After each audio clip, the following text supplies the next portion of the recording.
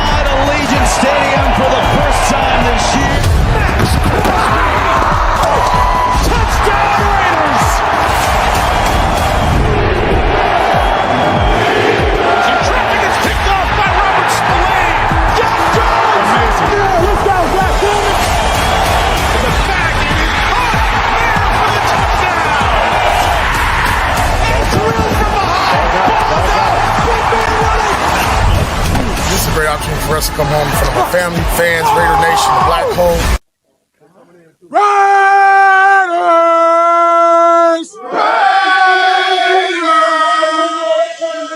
Raiders! Goddamn right.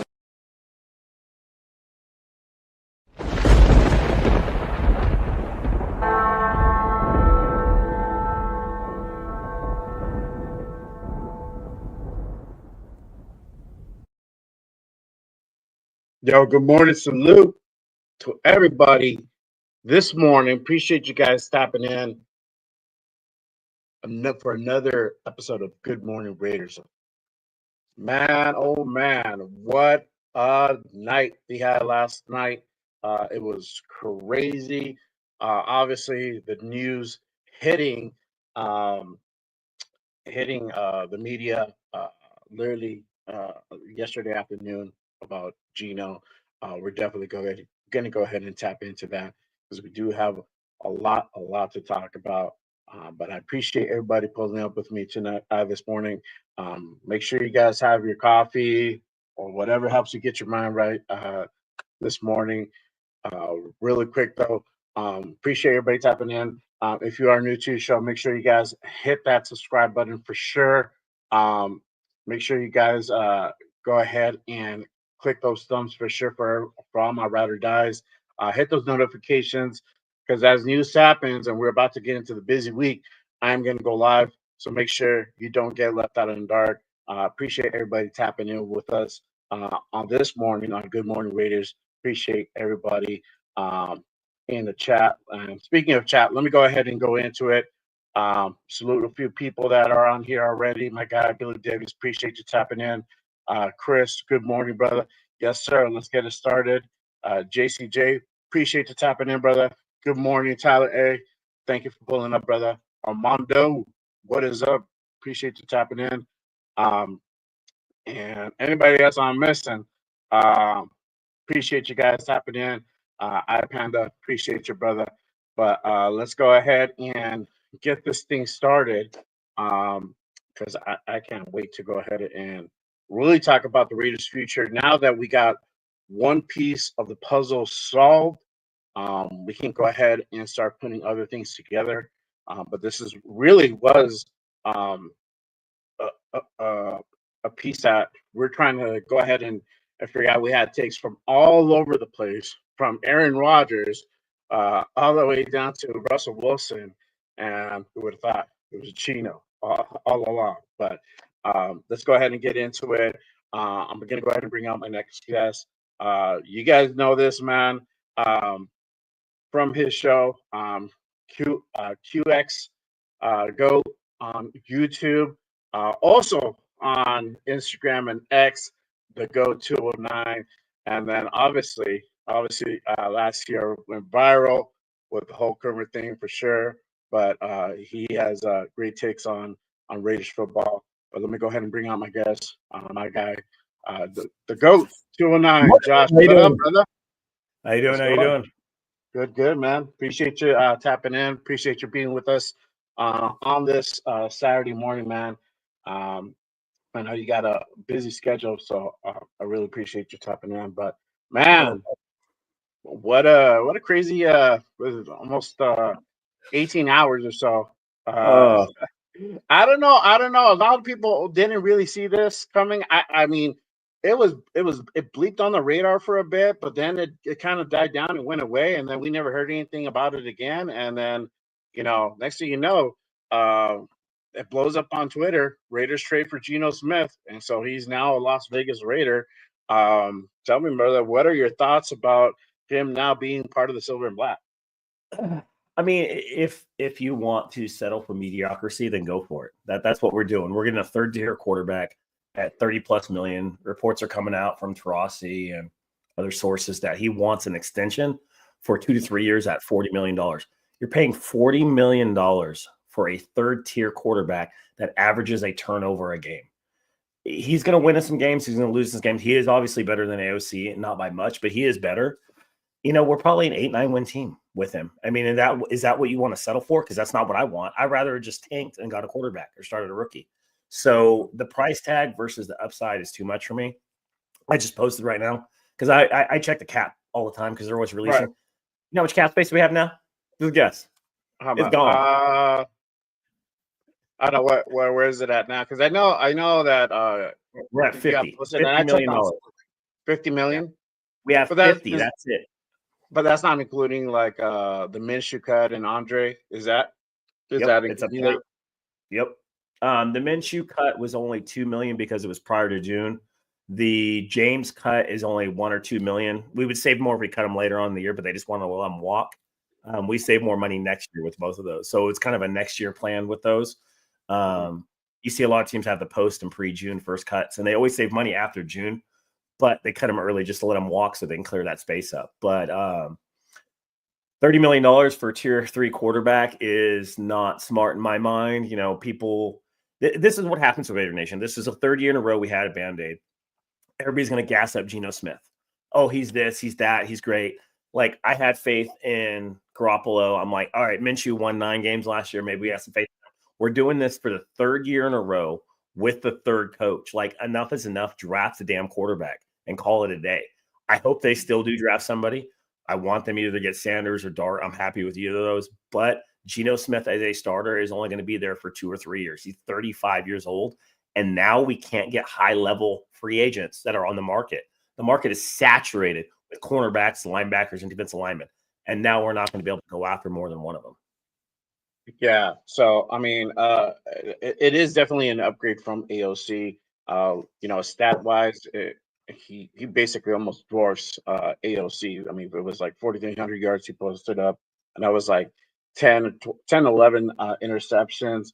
But I mean, those numbers in itself, he is a mobile quarterback. We see what AOC can do when he runs. I mean, this dude literally discombobulated just by being pushed out of bounds.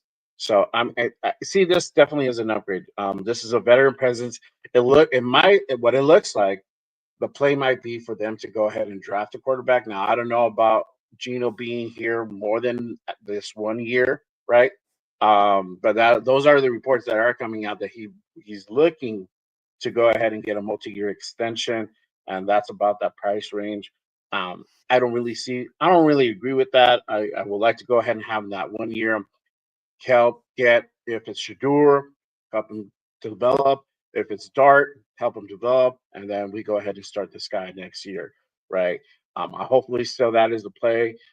It looks like it still could be, because from what it seems now, it looks like Shador's stock is dropping a little bit, and he's going to be there at 6, most likely, unless things change. Because now it looks like Giants are interested in Aaron Rodgers. That might be a potential home for him. So they might change their perspective as far as on the quarterback, not necessarily, but it could.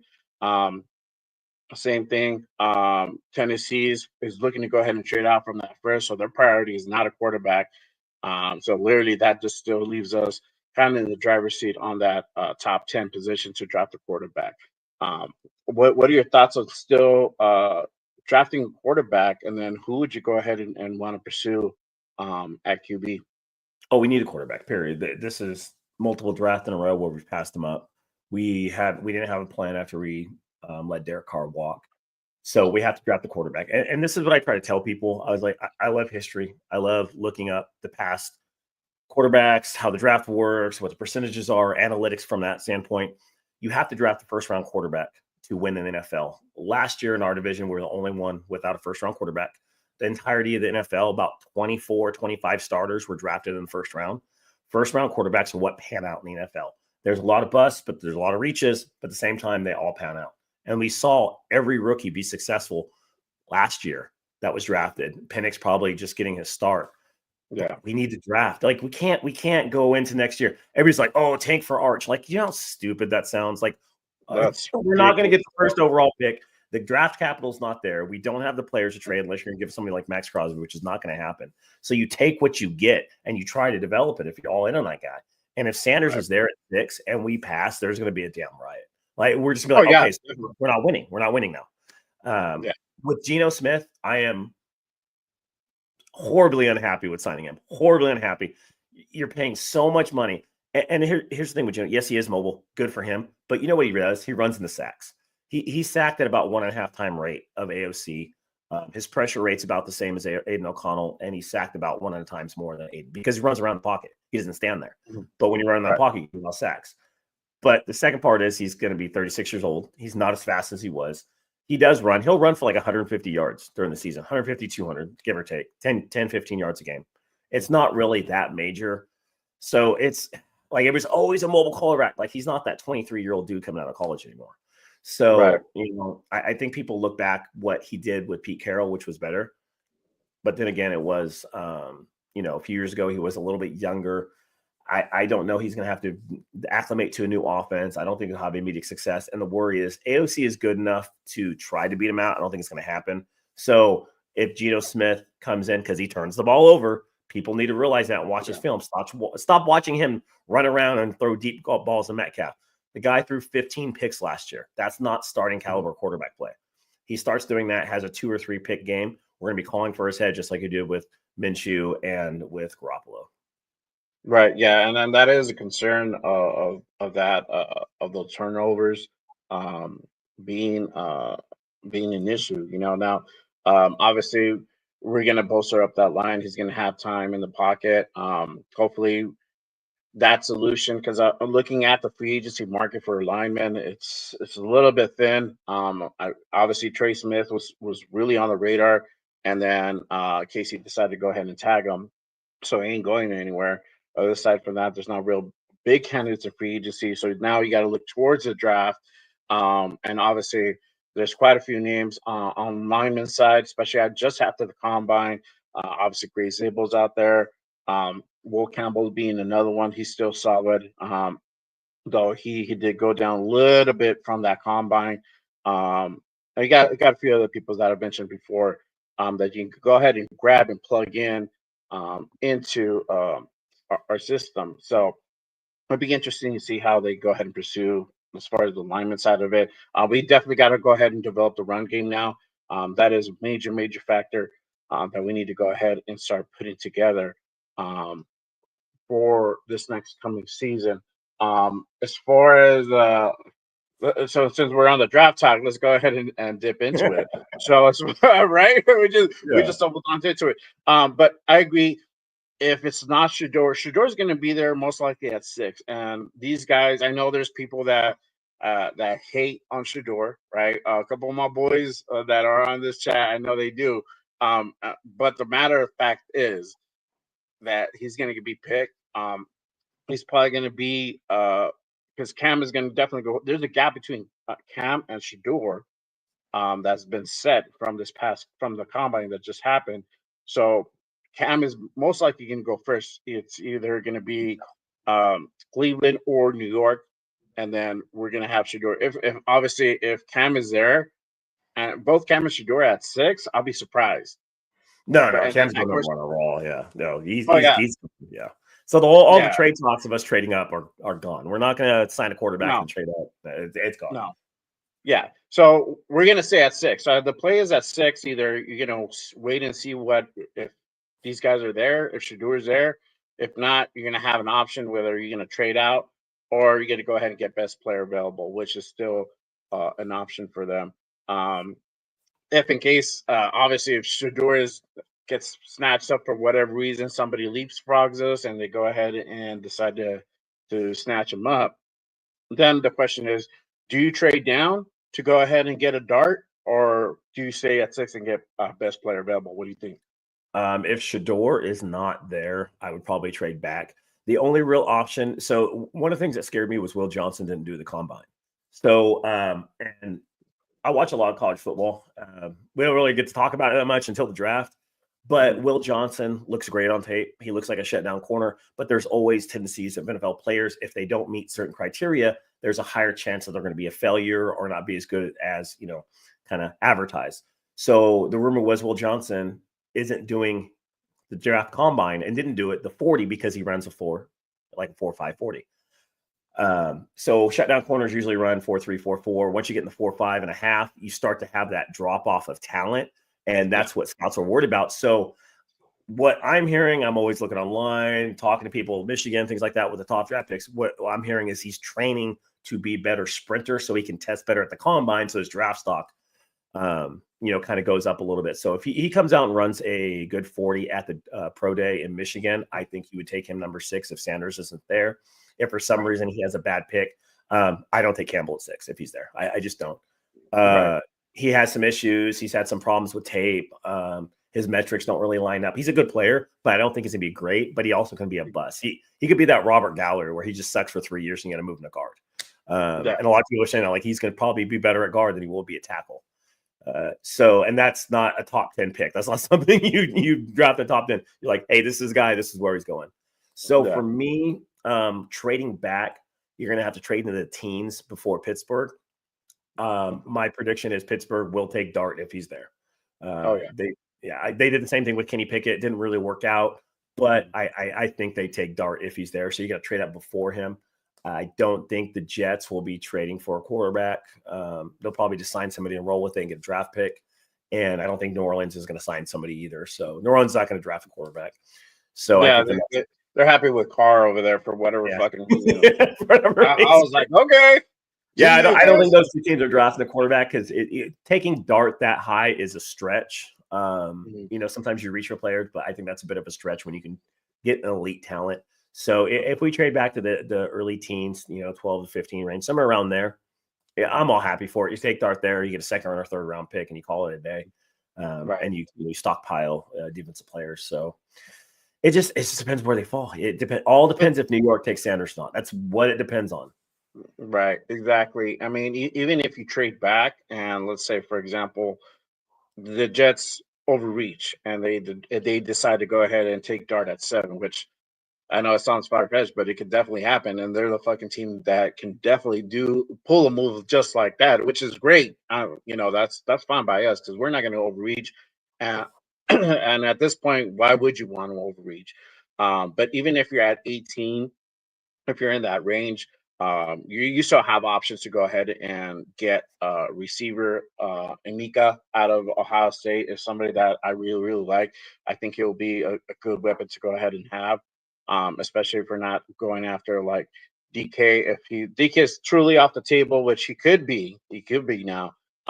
Especially knowing that if the cap's going to be cap's around 50, there's no way we're gonna be able to pay him. You need to go ahead and get your receiver out of the draft. Right, so you have Emeka, but I don't see Dart even as the stock is rising because he had a great combine for sure. I don't see him breaking out of the top 15. And if somebody gets some somebody in top 10 decides to go ahead and go after them, that's totally overreaching. I know that I've heard people say, "Well, why don't you get him at 6?" I'm like, why would you? Why would you? There's no need for that. You're overreaching. You're passing up potential good players. Obviously, Spytech has made it pretty adamant. I'm not going to go overreach for players, because then you're having to wonder like, man, I could have got this guy at 6, and look what he's doing now, right? And you could have potentially gotten your your quarterback at a lower draft pick or a different round, right? But now I mean, there's still options. Now you have the ability to take on a project, right? Because you have Geno, is what he is. He's still a veteran quarterback. He's going to be here. You can go ahead and plug somebody behind him. Potentially, you can go ahead and pursue Milrow. Not my favorite, but you can go ahead and stick him behind. You can stick him behind Geno and have him, teach him how to throw, right? Or you can go after Will Howard. You have that continuity. I feel that Will Howard's probably going to be the better play because having that relationship with Chip, knowing that offense, um, you're going to have that. You're going to have that continuity. You're going to have that insight on how to run that offense.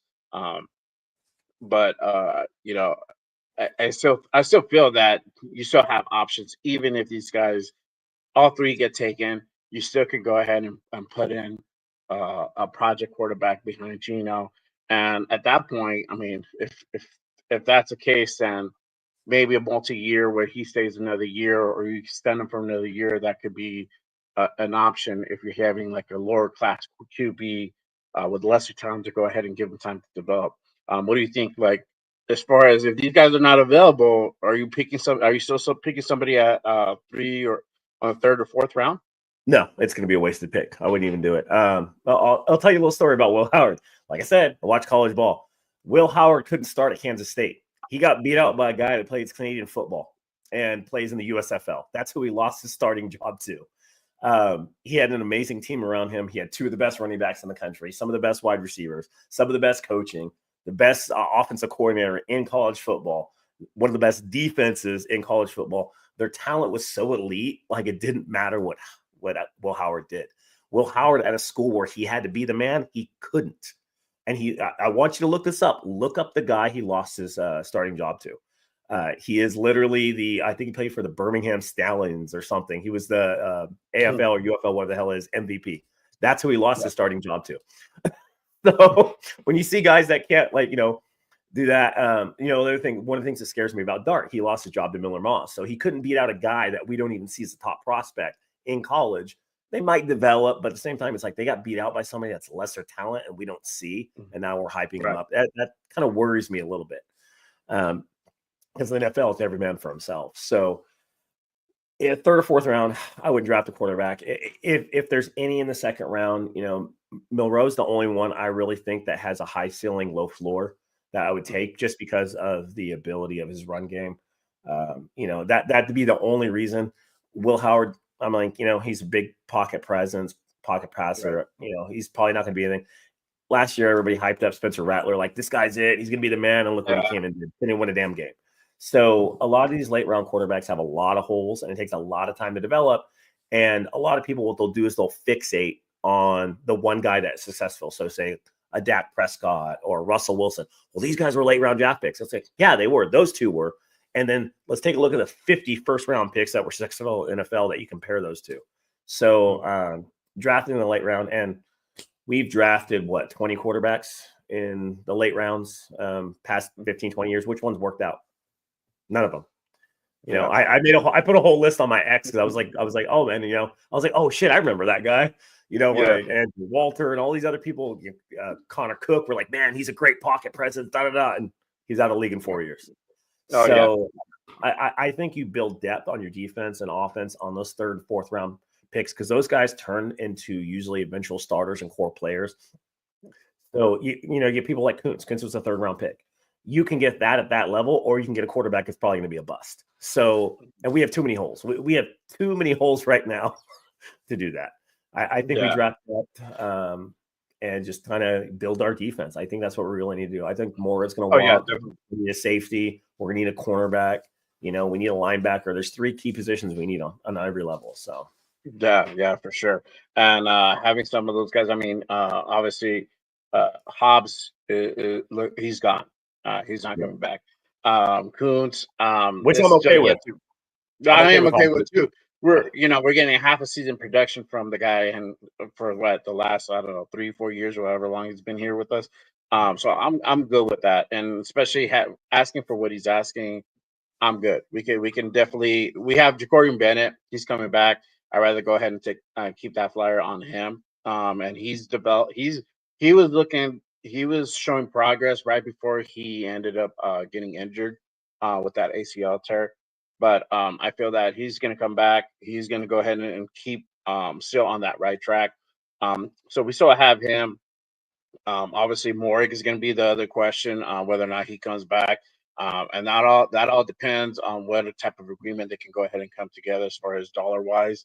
You got Chase on. Still, definitely, I feel that's going to be a re-sign. He's going to come in for cheap. We don't know we don't know what the price tag is going to be, but Kuntz, I could either take him or leave him. But what it looks like from what I saw like a couple of weeks ago that Pete really likes him and he wants to go ahead and try to bring him back. So what do you think about having Kuntz come back? I mean, he's asking market value is about $20 million for him. Even if it comes on a stream friendly, even if it comes on a stream friendly deal, that's still you're looking about 17, 18 maybe. If it's that high, you let him walk. Anything over 12, 10 to 12. So, and that's the problem. So somebody like Josh Sweat for the Eagles, who's an all-pro player, Super Bowl champion, disruptive in the pass game, he's going to get 15 to 17, $18 million. You pay Kuntz the same for one good year coming off an injury. That's something that gets a GM fired. 10 to 12 max. It's edge rushers. You sack the quarterback. And, somebody like Chaseon, we're going to get him probably for like 3 to 5, which is great because you get 6 sacks. Same with Butler. You're going to get him for $3 to $5 million. They're going to get you 4 or 5 sacks. They're going to get you pressures. They're going to be a rotational player. They're good at one specific thing, which is getting to the quarterback. That's what you need. Kuntz is a better all-around player, but you need to not overpay for him. And I'm a little bit worried. Somebody will, because, again, there's a lot of bad GMs and a lot of bad teams in NFL. Somebody will come along, hey, we'll give you $20 million a year, and he's going to get 6 or 7 sacks, and it's going to be a complete waste of a contract. And that's cool by me. If somebody comes along, and somebody will come along probably and give him that 20, and I'll be like, all right, man, cool. Yeah, you let him walk at that appreciate you. Yeah. You have to, and I don't blame the guy. I mean, if we're offering 12, and let's say like Atlanta comes in like, oh, we'll pay you 20. I'm like, all right, cool, bro. Like that's on you. Like I don't blame you. I don't blame you for leaving. Yeah, but from our end, trying to justify $20 million out of 8 games is really a hard sell for me. I don't see it. Those 8 games were very productive and they're impactful, but that's all we got. I mean, how is he going to look after? How is he going to look coming back from that type of injury, a non-contact injury on top of that? So is he going to be the same? Is he going to be worse? Is he going to be better? Like you're rolling Yeah. the dice at that point, right? Yeah, and that's So why you don't give him $20 million. You give him a 2 or 3 year deal. You guarantee a little bit, and you make it so after a year or two, you can cut him, let him walk. So we're not getting in these bad contract situations. Like the same thing with Geno Smith. I really think they're going to give him a 3-year deal. 2 years is going to be guaranteed. Third year they can get out, because if they draft the quarterback, Geno plays for a year. Geno struggles the second year. We're not. We're just like, and we're the same. Right. Father time always wins. He's going to be what, 36, 37 years old by then. You say, Yeah, okay, hey, you did your job. You got your paid. You got your guaranteed money. Hey, you have a good day.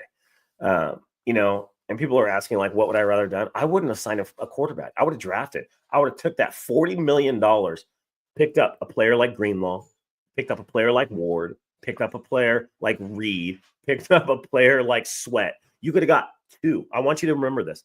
When we see Geno Smith playing and he throws 15 interceptions this year, you could have got 2 all-pro elite defensive players for the amount of money you're paying Geno Smith. Remember that. You could have got an all-pro linebacker and an all-pro corner for the same price.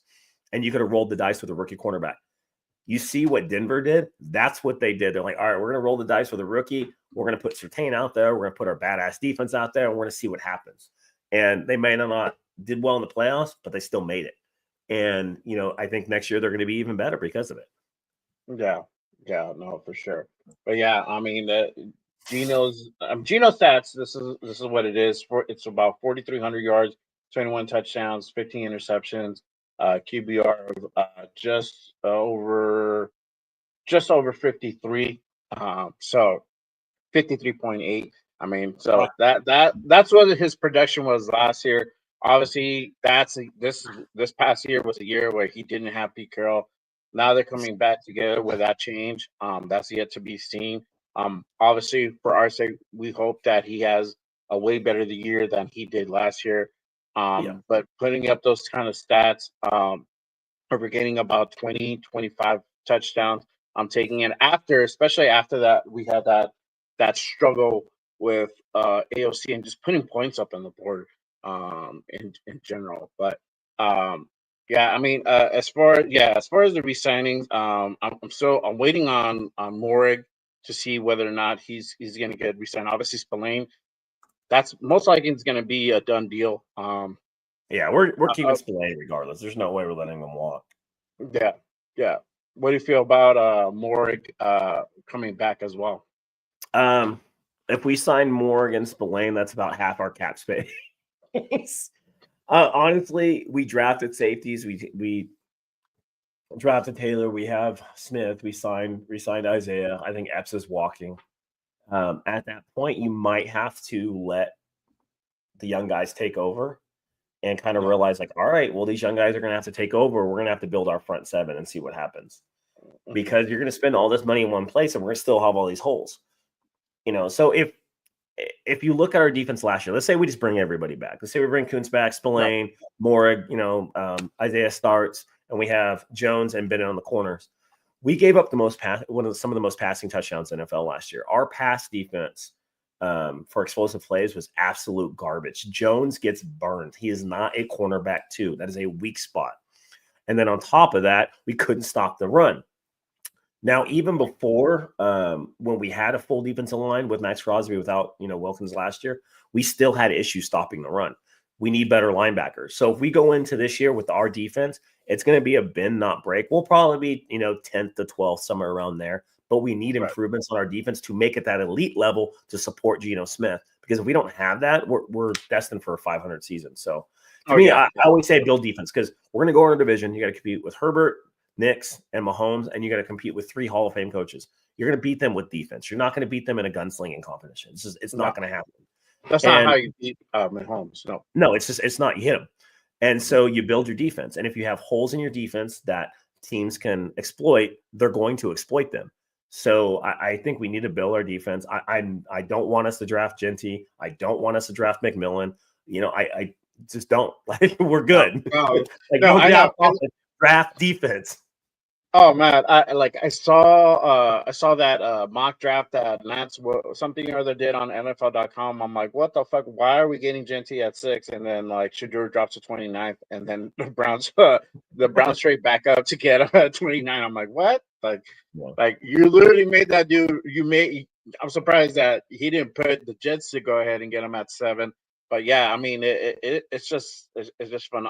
There's a lot of mocks. This is like at least 3 mocks that I've seen that they have us picking Genty at 6. I don't know why. Maybe it's because they're expecting us to go ahead and make that bad decision from years prior. I don't know if that's it, right? But yeah, I mean, mind you guys, I mean, we can still go ahead and get a linebacker from the draft. There's still plenty of good. There's a lot of linebackers. linebackers. There's a lot of linebackers that we can go ahead and pair up with Spillane. Yeah, If we're I gonna think go that route. Diablo's gone too. Diablo, we tried to convert him to safety. No, it didn't work out well, and it sucks because he's a hard player. But you have a 220-pound middle linebacker, like that's not going to really formulate well in the run game, and that's exactly what we saw. So like we need a secondary linebacker, man. Like we need one so bad. Yeah, you see the Xavier Worthy thing? I woke up to that. He got arrested. Yes, I did see that. He choked out I don't know who in his family and the NFL is not going to punish him. Watch, they're not going to do anything. Watch. I don't know. Yeah, I saw that yesterday. Uh-huh. I always like to ask people this too, because we've had such bad quarterback play, such bad offense for the past like 3 years. And the line I always hear, and it's extremely frustrating, is people say, "Oh, it's better than what we have." Okay, there's a lot of things better than what we have. If you want to have that outlook and that aspect, oh, it's better than what we have. It's still not better than what the NFL has. Like you can't compare it to what we have. You have to compare it to your competition. And if we're comparing Geno Smith to our competition, we're losing. He is the 4th best quarterback in our division right now. I don't care what you say. Maybe he beats out Bo Nix. Maybe Bo Nix, depending on if he has a sophomore slump. But the thing is, he at the best, he's the 3rd best quarterback. Herbert, Mahomes are better than him. And so, it is better than the AOC. It's better than what we have. But the Chiefs have an elite defense. The Chargers have an elite defense.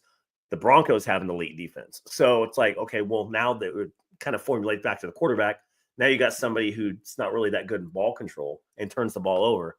You know, he's going to throw picks to Surtain all the time. Yeah.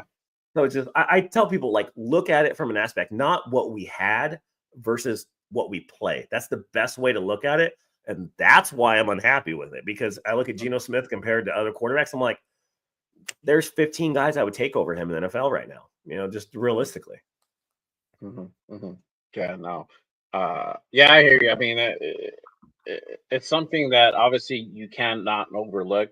I mean, looking at the 15 interceptions is kind of worrisome. But I mean, there has to be something that these guys, before they made this deal, where Pete talked to Chip and be like, hey, you know what?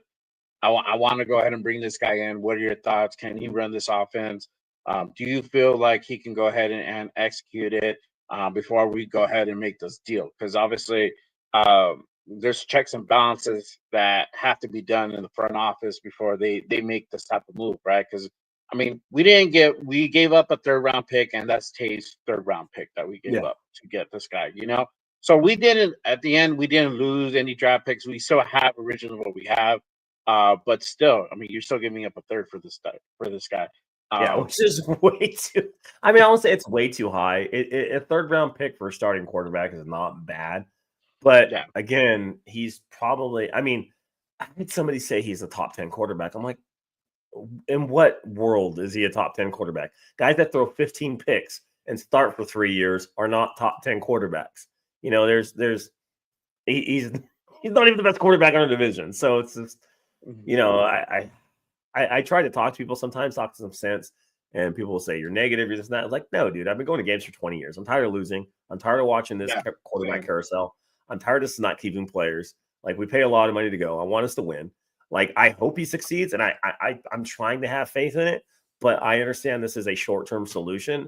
And if for some reason Sanders is not there at 6, like, we're fucked. Like, we are fucked. We have no plan for the future. None. Just like we didn't last year and the year before that and the year before that. So it's You just gotta it's hope the and pray that Dart's still there, right? yeah. That he doesn't get picked up in that late Oh, first. he's gone in the first round, and I know he's probably a second round prospect around the 40th range. Is what he's usually around, like he's number Yeah. 40. Just like Sanders is like 10 to 15. Cam's like 10 to 15. They're not the number one prospect, but the thing is, you're going to draft Dart in the first round, so you have him on his rookie deal for 5 years. A Mhm. team will like, oh hey, let's take him late in the first because you'll have that extra year to negotiate with him and not have that huge cap hit for a quarterback. Yeah. No, for sure. So really quick, let me go ahead and just go ahead and say appreciate everybody tapping in on this Saturday morning. We got about 60 people in the building. Salute to you guys. I did put up a poll earlier. Asked everybody, how do you feel about the Geno trade? Yes, I like it. No, I'm not with it. 90% like it. So far, 50 votes casted in. So if you guys haven't done so already, make sure you guys go ahead and go over and cast your vote. So everybody in this chat is filling this trade, right? I guess because now we have that answer as far as that veteran quarterback that's going to go ahead and take over. Because obviously we all know that AOC is not the one, or most of us know, right? Most of us know. most, most There's of us. still people that I know. hang on to him. I know. I salute to my guy, Raider Rebel. I know he's loyal to his boy, and that's cool, brother. I'm with you, but yeah, I mean, a lot of people like this trade, like this move, right?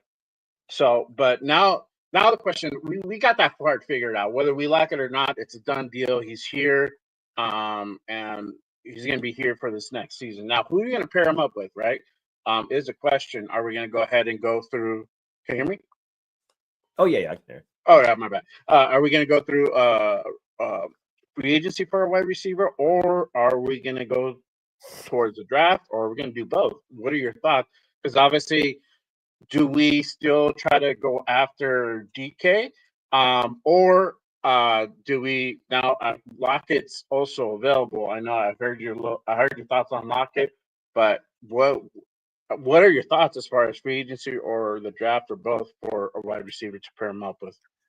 So in the draft, it's wide receiver. There's a lot of depth in the draft. You can get a third or fourth round guy, just like we did with Tucker, and probably get more value. Signing somebody like Godwin's going to cost you $15 million. DK is going to cost you upwards of 20. It's not going to happen at this point.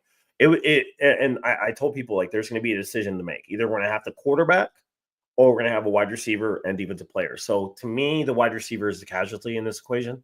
We're not going to get a wide receiver in free agency. That's expensive. We're going to get some mid-level guys, probably sign a couple, have them come work in.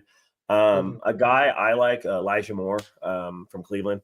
I think he'd be a decent fit. He's kind of a slot guy, gets 600, 700 yards a game. But we need Tucker to step up. He needs to be better. Yeah. Because right now he's not a number one. He's probably not a number two. He's a number three guy. So we need somebody in that number two spot. You can get away with having slot receivers and not having a deep guy. We saw a lot of quarterbacks get with it, not having a true number one. Like, you have that mid-level guy that's like in the 20 to 30 range. You have a couple of those, and they work pretty well together when you have a great tight end. So I think we need a little bit of an upgrade. I would do it through the draft just because of cap issues now. But if it were me, maybe more. Godwin's off the table. DK his price is too high. People are saying swap the sick. No, like that again. That would be a dumb spy tech move. We swap our 6th for their pick. That's silly. And then take on a $30 million cap. That means the Seahawks just save $50 million. Yeah. But I saw in the comments somebody said Geno Smith is 31. So Geno Smith's on the last year of his deal. That's why he wants it. We work. He has no guarantees. He has a 14.8 million cap hit, and then like another 16 roster bonus. So it's about 31 million.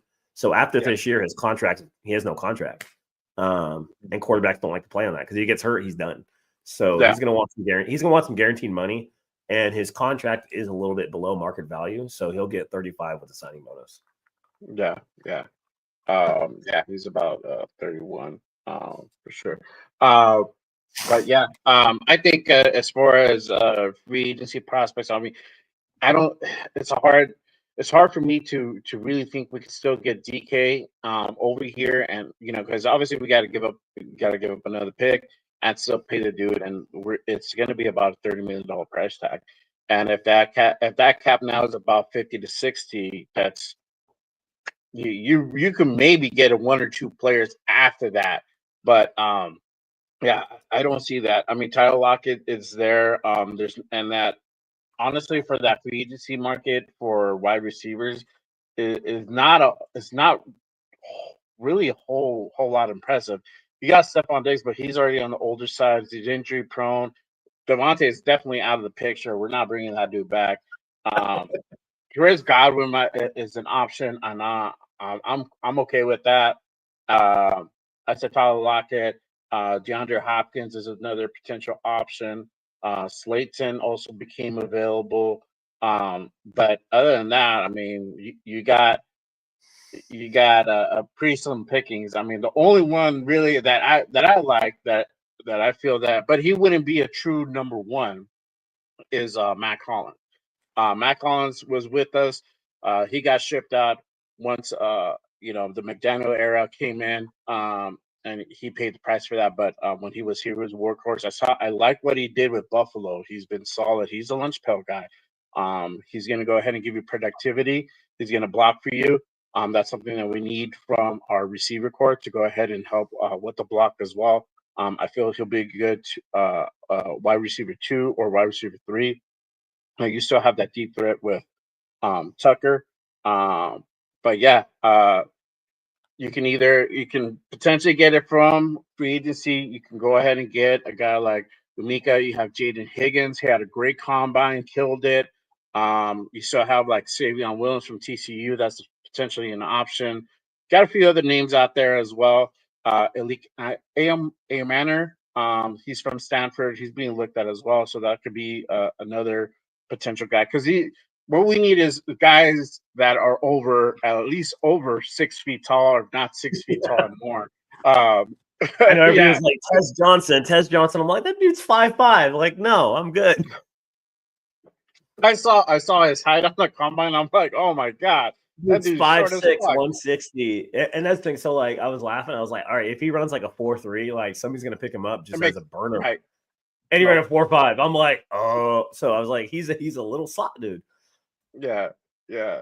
So no. But yeah, there's a couple options at receiver for sure that we can go ahead and pursue. But really quick, I did put up another poll.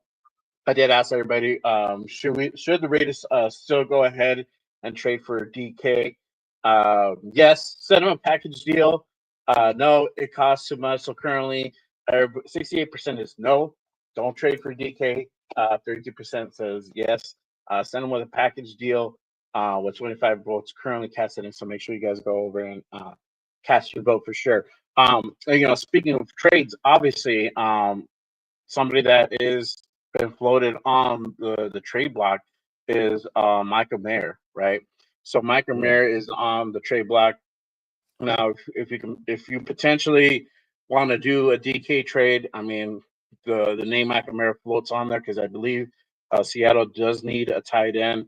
That could be a pitch to go ahead and have him come over. But I mean, what are your thoughts in general of having him potentially traded out? I don't know if this is something where we put out, or it's just that we're taking calls for him and seeing what we get. What are your thoughts on Michael Mayer? He doesn't seem happy here. So to think we're going to get a day 1 pick, day 2 pick for him is obscene. We're not going to get what we gave into him. So 5 or less. Yeah, I'd say like 5, 6, 7, something like that. It's going to be a depth position, which is nuts because we we don't have a secondary tight end at this point. Like, I would just tell people, unless he's like horribly unhappy with us, which kind of seems that way. He seems like he's mad. I wouldn't say not publicly saying it, but he's upset because he thought it was going to be tight end 1 and Brock Bowers came in. It's like, well, yeah, you can't beat him out. You're not as good as him. I think he's still good enough to be a starting caliber tight end. But here's the thing, just keep him. Like, don't trade him, keep him. What you're going to get in return is not what he's worth. You're going to not get your chances are you're not going to get a better player. You might even get a player that we cut if you're just getting a 6th or 7th round pick. So at this point in time, I would just keep him. Say, hey, we have you under contract. Go out there and perform. And if you're performing, maybe we'll trade you. Maybe you're trade bait, mid-season for something we need. But at this point in time, he has almost no value right now. So it's obscene. And we could draft that, but if you look at our 6th and 7th round picks last year, they really do anything. Most 6th, 7th round picks, they don't make the team. They're practice players. So chances are you're not going to draft the guy that's going to play for you. Yeah. And honestly, to replace him, what's out there in free agency is not impressive at all. So I think you still have the best choice to go ahead and have still the best choice to go ahead and have either, if you're still running a 2 tight end set with Brock, if that's still the prerogative, or if they're just gonna go ahead and run single tight end, you still have Michael Mayer to go ahead and sub in and put on those blocking situations. Looks like I lost Josh for a bit. But again, I appreciate everybody tapping in. Make sure you guys, if you guys haven't done so already, smash that subscribe button, click those thumbs. Appreciate everybody tapping in on this Saturday morning. Make sure you guys turn on the notifications. If you guys haven't done so already, we have a busy week coming up with free agency starting on March 12th. So you definitely want to stay in the know. So make sure you guys turn on the notification. Make sure you guys go over to my guy Josh's channel. That's at QX Goat. Make sure you guys give him a subscribe. I had your boy Q on a couple of weeks ago, and that was a great show too. So they do a show together. So make sure you guys head over and hit that subscribe for them for sure, 100%. Yeah. We have fun. We just started our YouTube page this year, so we're mainly on X and Instagram, and people keep telling me, do a podcast. I'm like, okay. So I do one on Tuesday and then I do one on Wednesday, but most of my stuff is, on Instagram and X. But, follow us. I actually do ticket giveaways on my Instagram page. So I give away one of my PSLs. I give like 5-6 games a year. So I try to give back. If you guys haven't seen where I sit, like my seat's where I sit, I'm right on the tunnel. So I'm always giving away game use shit, and players are taking stuff off the backs and giving it to my kids. And so it's pretty cool. Yeah. I saw you. I was at the Jags game, and I saw it because I was at the top at the black hole at the very beginning of the black hole, and I saw you were down there. And so he's right on the tunnel. So you're like right there, being able to go ahead and interact with all the players and whatnot. So and I've seen like give away a lot of stuff. So make sure you guys go ahead and tap into his Instagram. Go ahead and get on his subscription for sure. But we're talking about Michael Mayer. And like I said, to replace him, what's out there currently in free agency, it's not impressive at all. But definitely a downgrade. But even if we're because I don't know if this is stemming from maybe not wanting to run a 2 tight end set. If they just want to go ahead and go single, but you still have Michael Mayer that you can put in to alternate in situations where you need to go ahead and have a block, and you still have that threat where you can go out and catch the ball, right? He's not Brock Bowers by leaps and bounds, but he's a traditional tight end. That's what his position is. So it's just different from Brock, right? But I still feel that you can utilize them. But I think what they're doing is just like you said, this might be a ploy where they're just taking calls, see what we can get, or have it in the back burner to see maybe later down the road we can potentially trade for something that we actually need, right? Because we're just getting into the mist of free agency. We're just barely getting our pinky toe wet, right? We haven't really gone into it. So definitely, I think Michael Mayer is something that we just kind of have that card there just in case we need to go ahead and use it for sure. I don't think we make any more splashes in free agency, really. Like maybe we'll sign some I'd say like general players that we need to rotate in and things like that. But I don't think we make any more big splashes.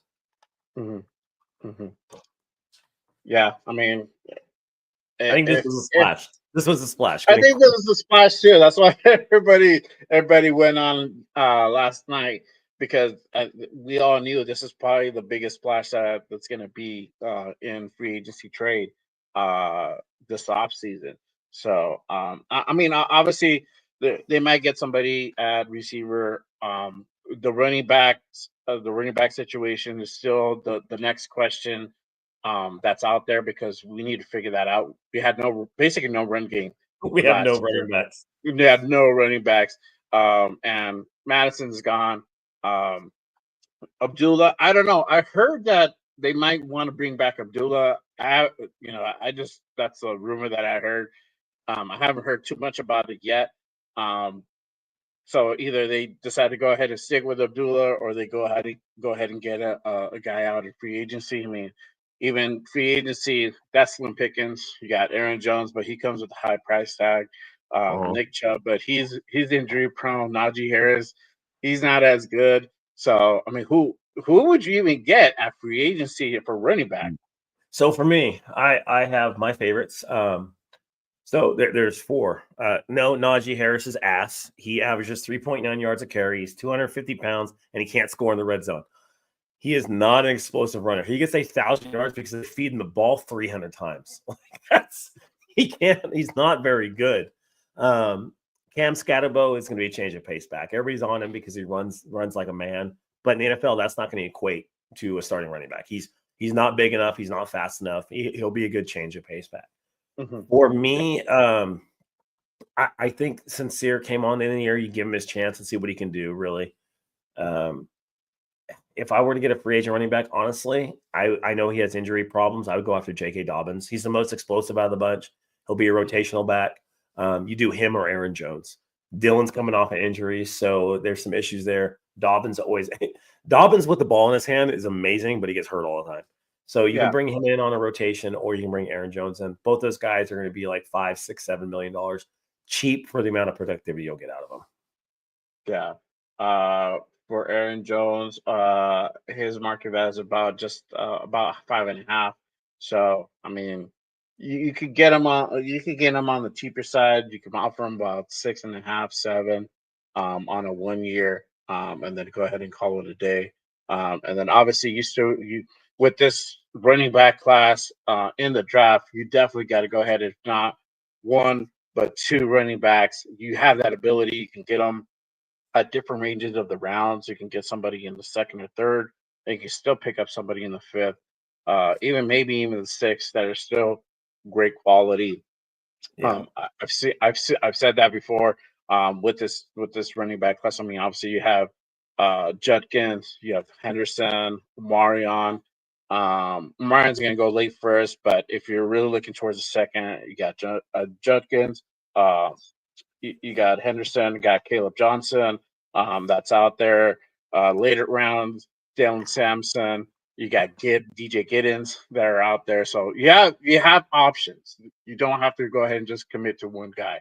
Every guy is going to go ahead, and I feel it's going to be impactful to the league. So for sure, this running back class is that's what's going to drive down the price of free agency running backs even more, because this running back class is so damn deep.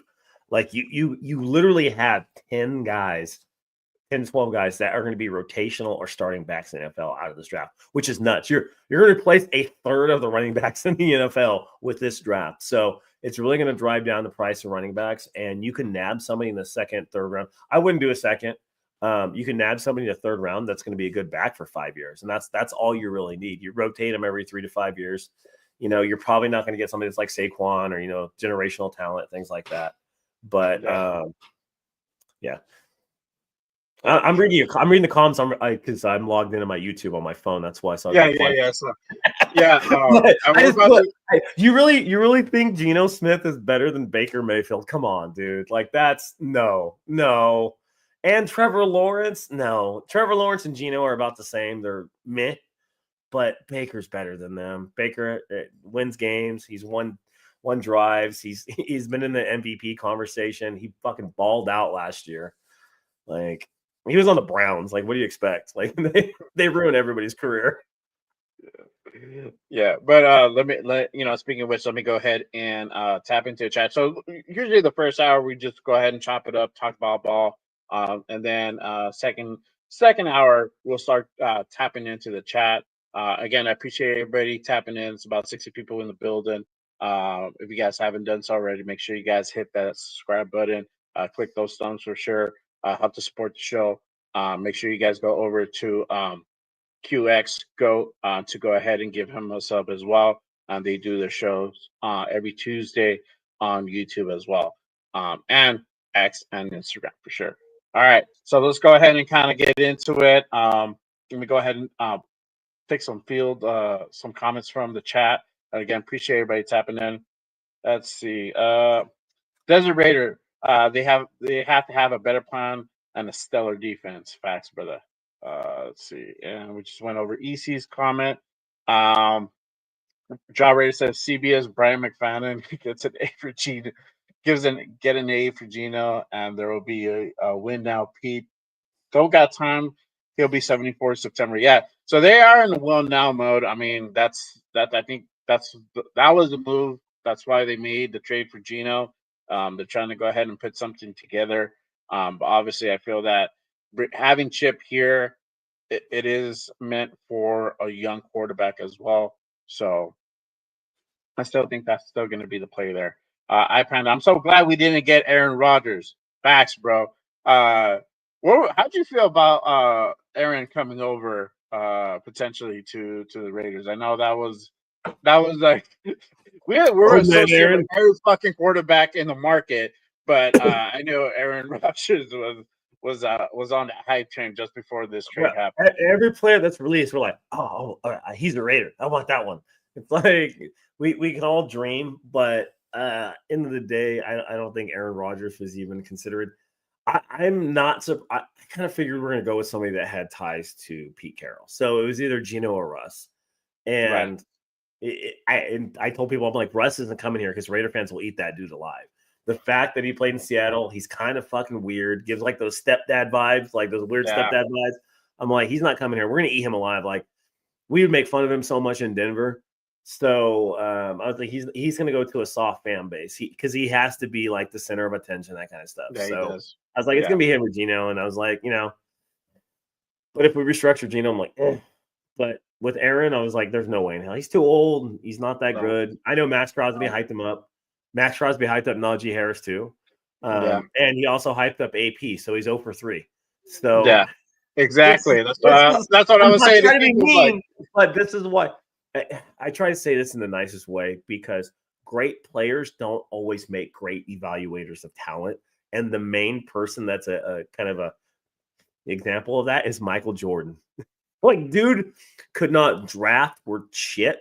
So when I see Tom Brady drafting, talking to people, associating, anything like that, I take it with a grain of salt. I'm like, yeah, he was probably the best player to ever walk on the field.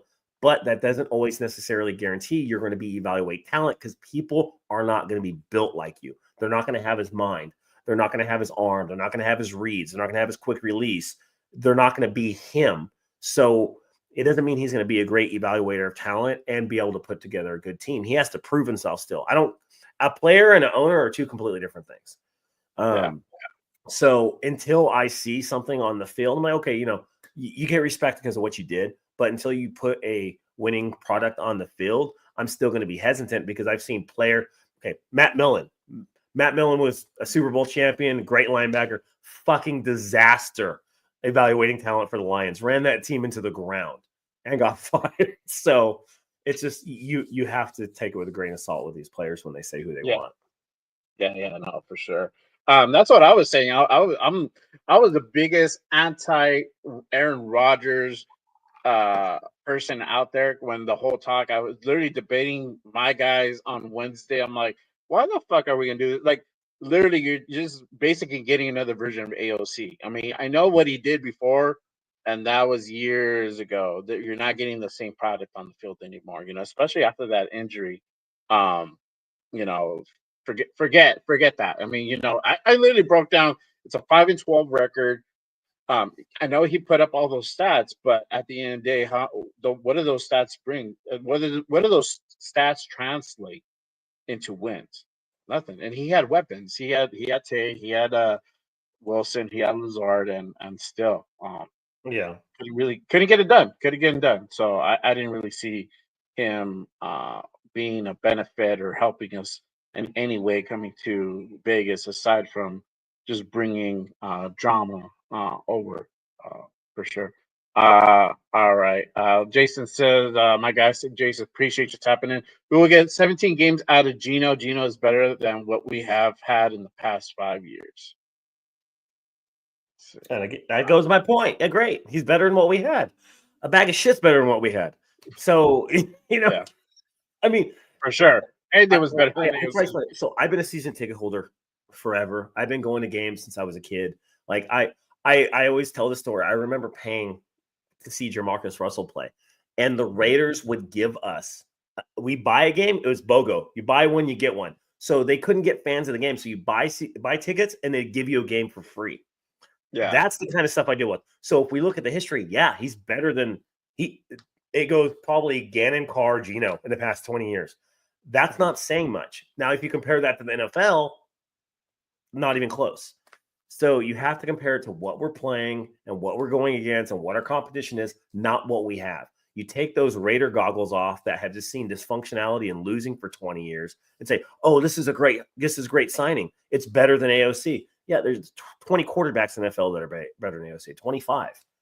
So it's like we could have got, I don't know, who's somebody. I would have took Kirk Cousins over AOC. He would have put up better numbers and probably win more games. Oh yeah. It's like, sure. and I hate Kirk Cousins. So yeah, I mean, like I said, I didn't, Geno wasn't really even on my radar, and it wasn't a lot of people's radar. I mean, it literally, it was bleeped and then it went away, right? My whole time I was really pitching that Justin Fields, because I felt that he was just a better option to fit the scheme we're about to go ahead and deploy, right? But then I guess they didn't want to wait to see whether or not Fields is going to stay in Pittsburgh, which they might keep him, and that's probably why they made that move. But other than that, it was just Russell Wilson. Sam Darnold was way too much, and if they did decide to go ahead and make that move, that was going to be a commitment. I don't know necessarily would you still go for Shador at that point, having Sam Darnold there for the next 3 or 4 years, because that's what it would have been. I'm a little bit behind on chat, but I'll try to get through these as quickly as possible. Frank Weber says Geno will have the best season of his career this year. Let's see. Somebody's arguing with you right now saying Geno Smith is better than Tua. Oh my God, Raider fans are delusional sometimes. Let's see. Let me go and catch up here. All right. My guy Jeff says Geno's a better option than AOC 12. Jack a better move than what we had. Same thing. My guy Josh says I seen Seahawks fans saying on Twitter, Geno was a great QB. They didn't give him help on the O line. That they had a garbage O line. Yeah, they did. He was pressured because I wanted to see because he was sacked a ton last year, so I pulled it up like the pressure rates and things like that. And he had one of the highest pressure rates in the NFL. He had no offensive line. Yeah, my guy Jack, I would bring back Carr over Geno. Carr better than Geno. Not many want Carr. So what does that say about Geno, bro? No, I hate how much I hate Carr. I hate Carr. I agree. Carr's better than Geno Smith. I don't know. I would say they're probably the same amount. Garbage numbers, garbage stats. Like that's what they do. Both of them. Nah. Carr wants he said wants his $40 million bag, so he ain't taking anything less than that for sure. Most of Raider. I just hope that this isn't McDaniel's going to get his guy Jimmy G 2.0. We've seen this shit already. Why can't we just get a new regime? Well, yeah. I mean, that's a good point. I never thought about it that way. Yeah, I mean that's literally what it looks like. I mean, he was with Geno 2 seasons out in Seattle. That's basically what it is. I mean, he brought in his guy because that's who he feels, who he's familiar with. This wasn't Chip Kelly. This wasn't Chip. He ran it by Chip Kelly. Said, like, I want to bring in this guy in. What do you think? You think he can go ahead and execute this offense? And Chip was like, "Yeah, I feel like you can go ahead and do it." Right? But I don't think that's even Chip's choice, right? But he's gonna go I with don't some know new how much continuity. input. I'm playing the comments. I don't know how much input Chip has in the offense. I hope he has a lot because as a head coach, he's yeah, Yeah, average. As a offensive coordinator, he's elite. I mean, we pay him $6 million to call plays. And I made the joke. I was like, when we signed him and I saw his contract, I'm like, we just paid this dude $6 million. There's no fucking way he's playing AOC. There's just no way. I knew it. There's no way AOC is starting this year, giving our offensive coordinator $6 million. Yeah, Chip Kelly didn't walk in and be like, AOC be like, yeah, I want that guy. Like that's not a thing. he's gonna be the So future. yeah, it's not a thing. So it's just and like if you analyze the whole Geno situation, yeah, it is better what we have. It puts us. I don't say it puts us in contendership, but it puts us in the wild card hunt. Like we have a Yeah, chance to make the wild card now. I don't think we'll get out of the round. It's going to be difficult because there's a lot of good teams in NFL. You're going to have that 6 and 7 seed. One of those seeds is going to be a top team that barely lost their division by a game or two. So right. you see that like when teams win 12, 13 games and all of a sudden the top team wins 14, they're like, fuck, now you're a 6th seed. Then you got to go in there and get the shit kicked out of you for, the wild card week. Oh yeah, So, it's going to be difficult to get out of that wild card round. It all depends on what our defense does. If we have a top 10 D, top 5 even, I say top 5, we have a chance to win a playoff game, which but getting that top 5 D, that's a difficult thing to do in the NFL year after year. yeah. I mean, we probably could do it this next season, but after that's gonna be the question for sure. My guy Steve says that's the scary part of Brady. He can either be a good scout or bad scout. He will be either Jordan or Magic Johnson as far as ownership. Yep. Yep. So obviously he gave his blessing on this whole the Geno trade. Um, so I mean, again, I have to tell myself I have to trust the process and see these guys are seeing something that we're not seeing, obviously, for them to go ahead and make this move. But I really Yeah. what what's his name said Moses said basically this looks like a McDaniel's move. So we'll see. Um, okay. So my guy Jeff says, Josh, who would you want instead? You if you said it earlier, sorry I missed it, but I just woke up 15 minutes ago. So I would have drafted. yeah, I wouldn't even sign. I would have signed a quarterback if I was forced to. I would have got somebody like Fields because it's a cheap 1-year deal, maybe 2 years max. And we're not going to win the Super Bowl. We're not going to win Super Bowl this year. We're barely going to be contention for the playoffs. And even with Geno Smith playing for a couple of years, that's still not the case. Like he's not good enough to take you to the promised land. The guy is going to get paid $40 million and has 0 playoff wins. It's the same situation as Darnold, same situation as Carr, 0 playoff wins, $40 million. I would have just drafted somebody or signed Fields or said, fuck it, and rolled with AOC. That's exactly what I would have done. I would have got these good players that were on defense that are 27, 28, put them in 3-year deals. Like, all right, we got 3 years to develop a quarterback. We draft in 3 to 4 years. That's our window because that's all the window Max Crosby has. Max Crosby's 27. He has 3 to 4 years left, and that's going to be it. That's our window on our defense. And if we don't do something with it, we're toast. Geno Smith's not it. Yeah, he's not a long term solution, So I hope we stick with this 1 year, and then we just get our guy, and then we move on for sure.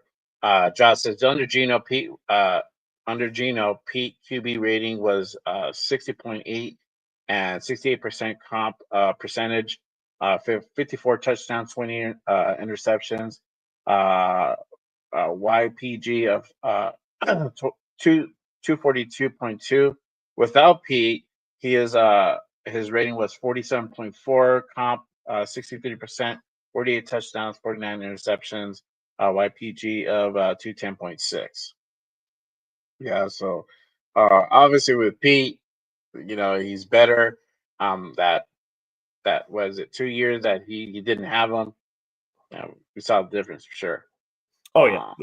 Yeah. Oh, Pete's a good coach, and he knows how to get the most out of players, and he's always been good at doing that. He's always been good at getting the most out of a quarterback. So that's why I really thought we're going to draft somebody. Geno Smith is probably the optimal quarterback for our offense, if we're being honest too. That's the other thing. He's familiar. He ran a spread offense before. He's familiar with Pete. Pete's going to work with Chip Kelly. Chip Kelly knows how to get the most out of his quarterbacks too. You saw that with Howard. Yeah. You saw that other places he's been. It's just at the NFL level, it hasn't really worked out that well for him. So we'll really see what he can do with Geno Smith. I have a feeling we're going to be running a spread offense. We're going to be running a one tight end set. Bowers will be a fullback. We'll be running a big set if we're going to try the power game, maybe get a big beefy tight end or like a tweener tight end tackle kind of a thing. I think tight end 2 is just going to to be gone for us. And I don't even think we're going to have a fullback on the roster. Like, I don't think that's going to be a thing. No. Yeah, it's just that's not Chip Kelly's offense. So I think we signed a couple, beefy tight ends just to block, and then that's it. Yeah, for sure. My guy Raider Knight says, so far the only thing Brady has done is fire AP and Telesco and hire Pete and Spytech. Yeah. I know he's 0-2 and stuff. I know that people have been getting on him for that shit. But yeah, I mean, this wasn't a Brady move. This is all Pete. Everything is Pete written on the wall for sure. Let's see. My guy Jeff says, okay, Josh, okay, draft. What QB would you draft? And he said, don't say Sanders. This dude, my guy over Sanders is at 6, you take him. If Sanders, so this thing with Sanders, other quarterbacks have a higher ceiling than Sanders. Sanders' NFL comp is Geno Smith. Like, that's his comp. So, if Sanders is there, you take him. But I think Sanders would make us immediately an average to above average team because he's consistent and he's accurate. That's what he brings. He's going to move the chains. He's not going to turn the ball over as much. Maybe you won't have as many big plays because the deep ball's not there yet. But you're not gonna have the quarterback F things up. He's going to be responsible with the ball. I think that's what Sanders is. He everybody thinks the name Sanders. They think, oh, he's going to scramble. No, he's a West Coast quarterback. That's what he is. Yeah. He had Travis Hunter, the best wide receiver, college football. I was better than everybody covering him. So he just said, fuck it, and chucked it up there a lot of times with his deep ball. But if Sanders is there at 6, you take him. Dart, to me, has the highest ceiling as a quarterback outside of Ward, probably.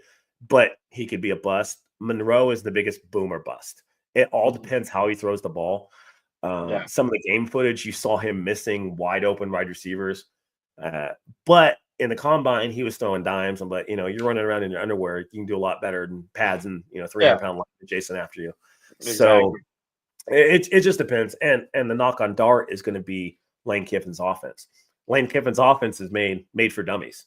He makes it easy on the quarterbacks to do reads. Right. They did the same thing at Oregon with Bo Nix. They make it as easy as possible for the quarterbacks to throw the ball and not throw picks. So, honestly, I'd be happy with probably any of those guys. To be realistic, it's probably Sanders, Dart, then Monroe is kind of my 3. I'm not really high on Howard. Yeah, that's kind of what it looks like so far. I wasn't really impressed with Howard's performance in the combine. My guy EC says Geno's a lot better in the pocket and scrambling than DC. Donald and Cousins are arguably the same comparable arm talent. Yeah. Let's see. I'll find it. Somebody said Sanders comp Bridgewater. There's a couple. One said Bridgewater. One said Geno Smith. I think Geno Smith's a better quarterback. That's why I said that. Bridgewater kind of fizzled out after his injury. Yeah. But you see Dart's comp, the NFL, CBS. It's Gardner Minshew. Oh yeah, I saw that, bro. I was like, what the fuck? Because I was doing all the draft profiles, and I'm like, why the fuck did they do this to him? I'm like, why? Come on. Oh yeah. And that's the whole thing right now. The media is really kind of on that whole bashing thing from the combine. I know that there's a couple of GMs that came out, called anonymous GMs. We can kind of track down who it was, but you got to think about it like this: if you're not feeling the team that you're interviewing with, that you have no intention of wanting to go play there, you're not going to give your best effort. You're not going to go ahead and put your best foot forward in an interview like that, So there's only a handful of teams that he really wants to go ahead and play for, and that knows that they can actually go ahead and get him. He's not going to go out and give you like this wild performance to go ahead and get him if he's not interested in you. That's kind of how it boils down to, So the kid is pretty smart. He can go ahead and read defenses. He's not a scrambler. He was made one. He had a terrible O line in Colorado. And they were still put up a winning season. Yeah. No matter what. So let's see. Exactly, Geno Smith is what Shador plays like, similar system and style. My guy GeoMX says, I think the Raiders will draft Miro. It could be a possibility if these guys are not there. If Dart and Shador are not there, Miller's going to be probably the next option. They did pique interest in him, not necessarily what did they say that they want to go ahead and pursue or something like that, but he's on the radar for sure. I think Dart's going to be the hottest commodity. I think he comes off the board so early. Somebody's going to reach for him, just like last year we saw all those quarterbacks go in the first round. It's a need, and people were knocking the Falcons. People were knocking the Denver Broncos, and it worked out for them. So even though they were both second round grades, people were like, all right, hey, we're going to draft them because we need this for the future. Let's just go out and get it. I think the days of, top tier quarterbacks like Herbert and, like Mahomes, things like that, like these top 10, 15 guys falling in your lap in mid rounds, I think that's over because they're going to say, hey, that guy has talent. Fuck it. Yeah. Let's go draft him, like, hey, we need a quarterback in 3 years. Let's go get him, Yeah. No, yeah, for sure. Let's see. Steve says, I think the Raiders will go ahead and draft a QB that falls on their laps. Dart, Milroe, day 2, or Cam and Shador if they're at 6. Yeah. So it's going to be Shador most likely. New York is probably going to get Cam. I think they like him a little bit better. And they're like I said, there is a gap between Shador and Cam for sure. EC's Dart is Zach Wilson. Hold on a second. EC's Dart is Zach Wilson. Sanders comp is Teddy Bridgewater, not Geno Smith. Frank says, I do see the attraction he presents, especially to the younger fan base.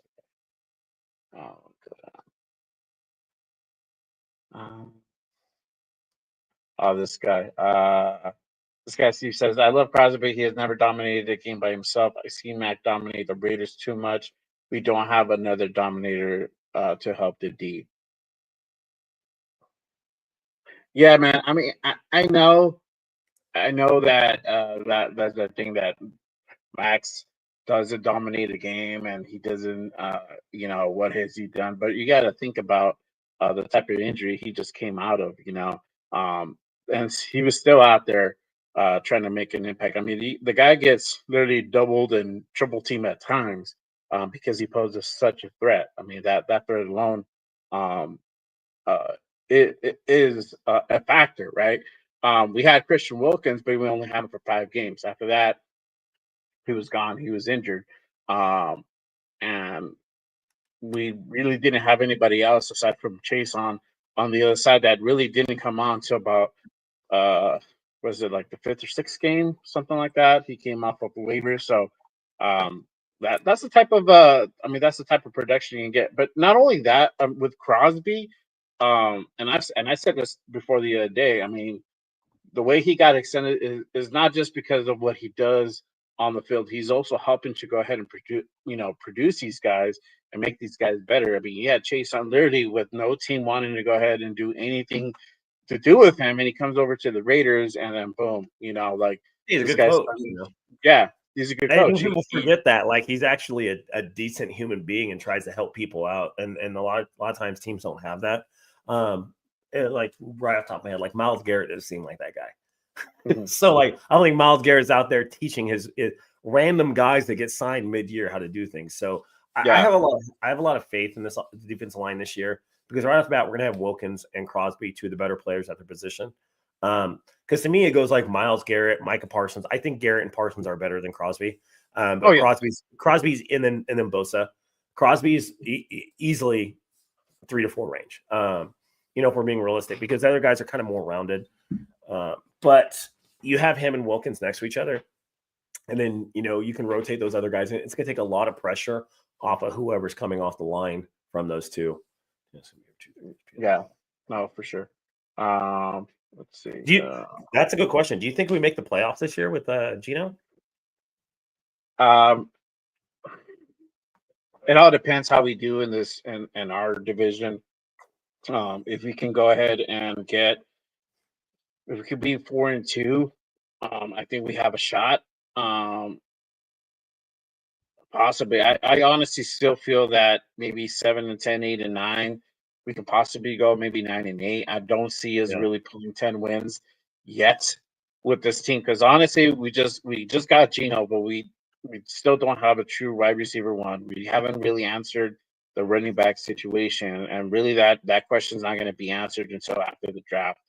So once we see what pieces have been assembled, then we can make a more accurate estimate on whether or not these guys even have a remote chance to make a playoff contention, big playoffs in general. But at this point, I still see it.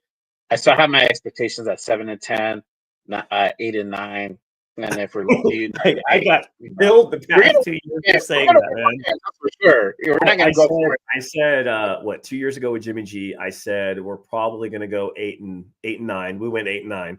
I was like, our cap is 10. Last year, I said our cap is 10. Our bottom is 6.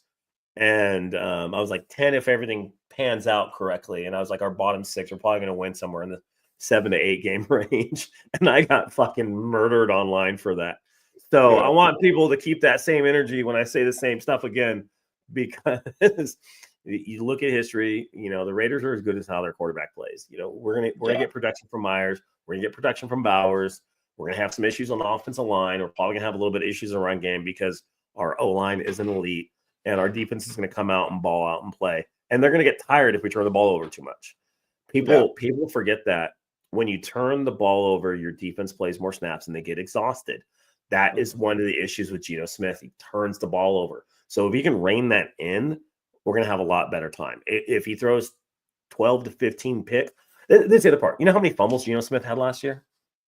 No, I got to look up this. 9. He had 9 fumbles.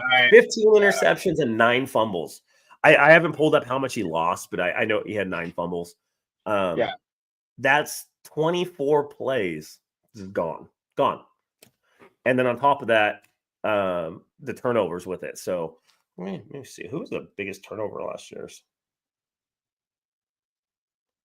9 fumbles is a shit ton. Yeah, it is. And, that also can be contributed to Seattle not having a good offensive line as well. Yeah. So if the true intention is to beef up that offensive line, and, we're only a few pieces away, maybe 2 guys away from that. Alex Kappa, I know everybody's shitting on the Alex Kappa deal, and it's not the best deal ever, and that's not my fault. That's not what I would do. But he's there for depth. It's a defensive. He's not gonna start over Meredith. He's not gonna start over Parham. He's white hair all over again. He's a guy that in case somebody gets banged up, somebody's tired, somebody gets hurt. He was a starter. He's past his prime. He had a absolutely horrible year last year. So he probably won't reciprocate that year this year. He'll probably get in and just be a mid-level guy. The problem with Meredith, everybody's high on Meredith because he does well against lesser competition, but when he goes against elite defensive lines, he has problems. He went to a small school, never went against elite competition, so he got in the NFL, and he still has problems with it. He's only 26, but he still has some issues with it. Yeah, for sure. Steven is use a good picks for a wide receiver and a running back. Like we said, man, you could go ahead and get running back in different points of the draft. You could get one in the 3rd and one in the 5th or 6th, and you're still walking away with something really good. Same thing for receiver. You can get somebody in the 2nd round. If you're getting Shadur in the 1st, that means you're most likely probably going to get a wide receiver in the second round that's going to be actual productive. It's going to be quality. We still need that true wide receiver one. And the draft is going to be the answer for that for sure. Raiders Zach, I don't think people realize Geno Smith is going to be here for the next 2 or 3 years. Pete has the QB he knows, and he's trying to reach for the playoffs this season. Hate to bring Brandon news, QB being drafted. I go to the restroom real quick. Oh, you're good, bro. Drink 2 cups of coffee, bro. Yeah. All right, let me go ahead and get some more questions. Let's see. Steve says, I think it'll be because of Chip's play calling that will win games and make the playoffs. Well, I mean, it's not gonna be so much Pete. I mean, you have Chip there. Literally, we just said you're paying the guys $6 million to go ahead and coach and coordinate.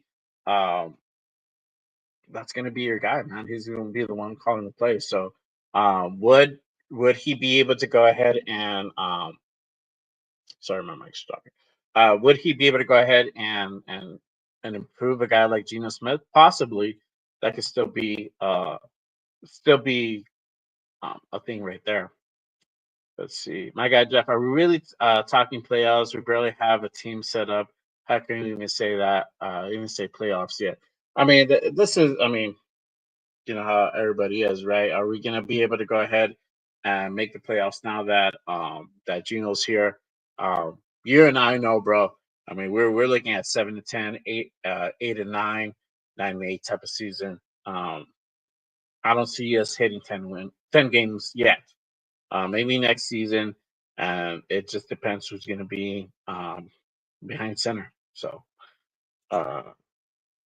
my guy Space Beast, appreciate you tapping in. I'm ready to beat the Broncos. I'm ready to bet that the Broncos don't go to the playoffs. Facts, bro, for sure. My guy Frank says, how many teams drafting behind us want Sanders? That is the real question, fellas. Hold on. Josh, get back in. There you go. All right. So this is a good question by Frank here. He asks, how many teams are drafting behind us that want Sanders? That is the real question, fellas. So we got what? Jets. Jets. If Sanders is there for the Saints, I think they would take him. Mm-hmm. I mean, obviously, a lot of those teams in the teens, Pittsburgh, people like that. Yeah, Dallas. I mean, Dallas is a good one. I didn't even think about. Yeah, I think they're over that. Yeah, they would get him if he's there. If he's there at 12, they're going to go ahead and get him, I think. And he's open to that. So it's not like a team that you're like, oh, no, I would never play for it, you know. Ooh, can I ask a question? 93 Navman. Is that PFF or what ranking is that? Because I haven't pulled up Seattle's offensive line. I know it was horrible last year. Let me go to his question real quick. All right. Navman says Raiders online last year overall 23rd ranked. Seahawks was 26. Shit, I just saw it yesterday too. Forgot where I saw it at. I think it was NFL.com. Maybe I'm mistaken. I don't remember. Oh, he said it's PFF. Oh, okay. He says PFF. Yeah. I like PFF for some things. Some things it's kind of yeah. If you guys didn't know, it's owned by Chris Collinsworth, and that guy's a douche. So I didn't know that, but that makes sense now. Chris Collinsworth owns PFF. I'm not making that up. It's his company. I can't remember who owns StatMuse. Another like NFL player and group owns StatMuse too. But okay.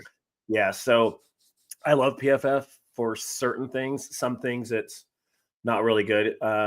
Because like there'll be times what was it? Josh Sweat I remember that was the big thing about PFF. Josh Sweat in the Super Bowl, had 2.5 sacks and like 8 pressures, and his PFF grade was like 60. And they're like, dude, he killed it. Like he was the best player on the field, and you marked him as like a below average, mediocre player for that game. Like that's absurd. So sometimes it's kind of but what it's good for is you can see pass breakups, missed tackles, things like that, and you see that compared. You're like, oh, this guy had 7 missed tackles. Well, he tried to tackle 200 people. So, so it kind of gives you a perspective on things. Yeah, no, for sure. Let me get this question by East. He says Raiders have a favorable schedule. AFC South and NFC East. Go 3-3 in division, beat the Bears and Pats. Go 2-2 versus NFC East and 3-1 versus AFC South. With the defense and run game, 10 wins is realistic. That's a stretch, bro. That's a stretch. I mean, look, if we go 3-3 in division, I'm happy, especially going off the season we just had. I would love to shoot for 4-2. I feel that that's a little bit more realistic. If we can get, it all depends how we build up this defense even more. We have some pieces. Some guys are coming back. A lot of guys are not.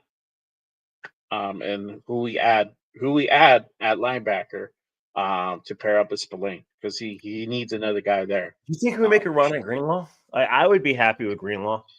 Yeah, I'm not mad at Greenlaw either, man. Yeah, he's cool. But if we don't get Greenlaw, I mean, as far as options at linebacker, you have a couple of dudes out there that you can go ahead and take swipes at. But if you're going to the cheaper route, the draft is going to be there. They're going to be the answer. But we tried Tommy last year, and kind of just. I want to see how Tommy does with some real coaching. I'm not trying to be mean against AP, but I really want to see how Tommy does with Graham and what he's brought in, the linebackers coach, and then also Pete Carroll. People forget Pete Carroll is a defensive-minded coach. He's had good offenses, but his defenses have won him games. Mm-hmm. So we'll see what he can do, because we just drafted Tommy. And he didn't really play out last year. Like, everybody thought he was going to come in and like, dude, this guy's a middle linebacker. He's a run stopper, and it didn't work out. It didn't equate. Yeah. At linebacker, I mean, Joey Bosa, it just came on the market. That's not an option. Khalil Mack is obviously. I know he's the sentimental favorite, but he's on the older side. 34 years old. Who? I'm sorry. Mack. Oh. Yeah. He's a sentimental favorite, obviously, right? A lot of people want to bring him back to go ahead and have him come here, retire as a Raider, all that, all that talk. But he is on the older side, especially with the capping the way it is. I don't know. He's definitely not an option. Son Reddick is also out there as well. Greenlaw that we just talked about. Who else? Campbell is out there. Devontae Campbell. There's a lot of filler guys. It's not top talent. Yeah. So I mean, if you do it, I feel that the better, cheaper route is going to be the draft. You have Jahad Campbell. I like the guy from UCLA, Odalejo. He's really solid. I feel that Campbell's going to go in the first round because his combine, he's a second round talent, but what he did in the combine, I'm like, dude, that goes big. He's fast, and he's from Bama. I was like, he's going in late first. Like somebody that has, oh God, like the Steelers. Watch, the Steelers will get somebody like him. And then we become an all fucking pro next to Watt. I know. Let's see. Space Dust says that if we could get Becton on our O-line turns elite. Mm-hmm. Do you think we need to have a better? We need to upgrade our guard position with Parham and Meredith, or we need to upgrade our tackle with Glaze? Which one do you think we need to do better? A guard's going to be the upgrade. Parham is not it for sure. You don't think so? No, I didn't like his play last year. He got beat constantly. So I think even if you can get one guard out of this draft, I still think it's a win, and you can definitely go ahead and test him out. I mean, we took a flyer on DJ Glaze. He worked out. I still think you could still get quite a few guys. Like I said, Donovan Jackson is out there. I think he's going to go in the second. Milam, probably his first name. He had a pretty good combine as well. We have Will Campbell, but he's going to go somewhere in the first. It's not. I don't see him still be in the top 10. Maybe, possibly. I'm looking more in the teens for him, but that's not an option for us. I think Xavier Trust is the name that's been thrown around as well. So there's a couple options that we can go ahead and get a guard that we can go ahead and I think bolster up. I like Donovan Jackson, but I think he's going to go in the second. Guy from Ohio Mhm. State, he was fucking nasty. The other one for me, I think in the third round, Rutledge. Rutledge, yes. Rutledge, dude, that guy's. It sounds funny. Like I know his hair was the thing, but the guy, like, he performed well at the combine. So he's probably probably the sixth ranked guard. He's going to be a third round pick. But somebody like that was a redshirt senior, played all those games at Georgia, SEC competition. He's big, he's strong, he's fast, he's a true guard.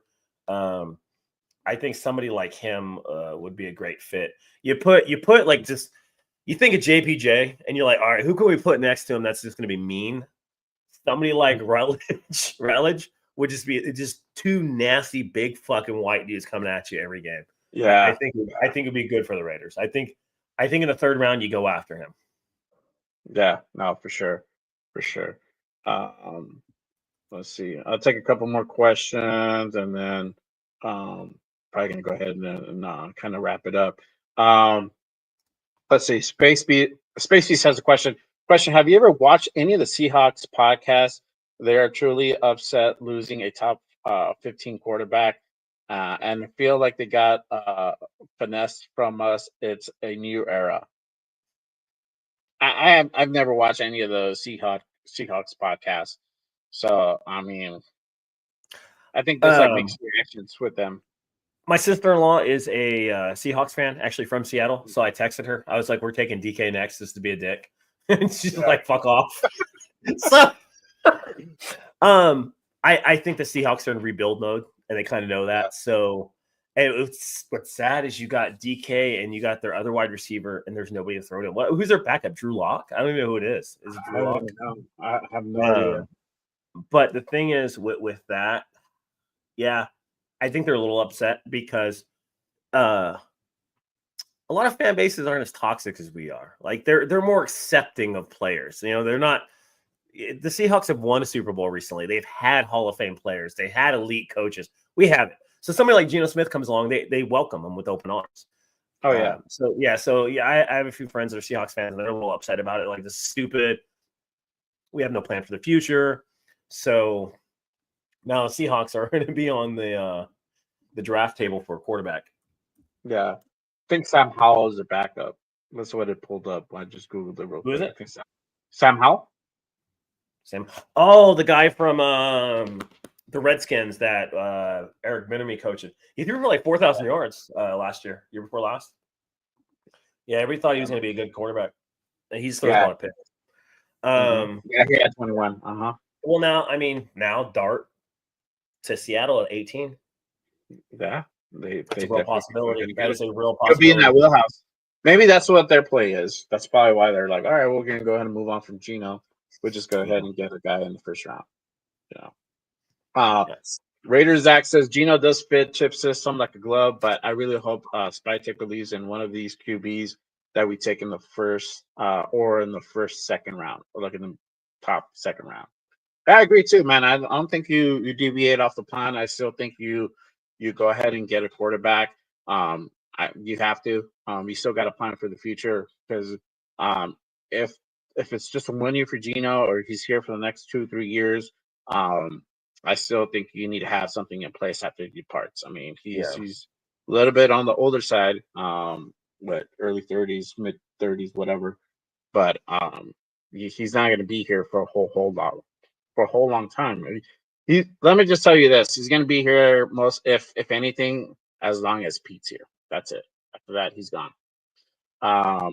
EC says Spytek on a podcast. He said he learned from Jason like it, which is to take small school tackles with good size, turn them into guards. Mock Kappa Marpet. Does Zabel make it to 37? Possibly, bro. But I mean, I've seen through mock projections, mocks that I've done, he goes like in late first. So I don't know. If he's there at 37, We got a quarterback. I'm not mad at that. So he'll be like a plug-in rating now type of guy. I feel that you can just go ahead and put into that position. Let me see. Madman says Greenlaw would be a great compliment to Bobby. I think. Yep. It's called Robert Bobby. Yeah, y'all on the first name basis. Well, hey, Bob, come here. Bob. Hey, if you've never seen Spillane in person, he is such a fucking cool and nice dude. Like super humble. Like one time, like my kid had a Spillane jersey, and he went in the tunnel. Somebody told him, he came back out, went around the barrier, and came back and signed it for my kid. And he's like, "Hey, nobody ever has my 38 jersey. I really appreciate it." I was like that was just super nice. Like he made time for like the kids over there. So he's a cool dude. Yeah, for sure. Yeah, he's a new dad too. So salute to him for sure. Let's see. I would rather have Bolton right now than Greenlaw. Let's see. Space B says no Mac, no Carr, no Devontae. Unsafe there. Yeah, bro. Mac's gonna get too much. So Mac is still gonna come in and be a third down guy and get 8 to 10 sacks most likely. But what's gonna happen? He's gonna get that Von Miller treatment where he gets like $15-20 million and he's gonna be put on a contender. Like I said this earlier, I'm like the Bills would be the perfect fucking fit for him. Put him as a rotational player, third down, pin your ears back, go hit the quarterback. That's all you have to do in your 30s. And you get sacks, you win. Like Campbell said, you get 8 sacks a game or 8 sacks a year as an offensive lineman, you're cut. You get 8 sacks a year as a defensive lineman, you're an all-pro getting $20 million a year. Like that's the difference. So yeah, for sure. All right, cool. Let me go ahead and take a couple more, and then we'll go ahead on out. Jack says, just guessing on contracts, Spillane approximately 10-12, Morg about 12 to 14, Hobbs. Hobbs is not going to stay, bro. No. So they're 25 to 30. We sign our own. Plus, we need approximately $9 million to sign the rookie. So that leaves about approximately $10 million to fill out. That's about it. I mean, if you probably get more because if you factor out that Hobbs, because they're not keeping him. So Spillane at 10 to 12 is a high end contract for him. He could be anywhere from 7 to 12. So 10 to 12, people don't realize middle linebackers don't get paid that much.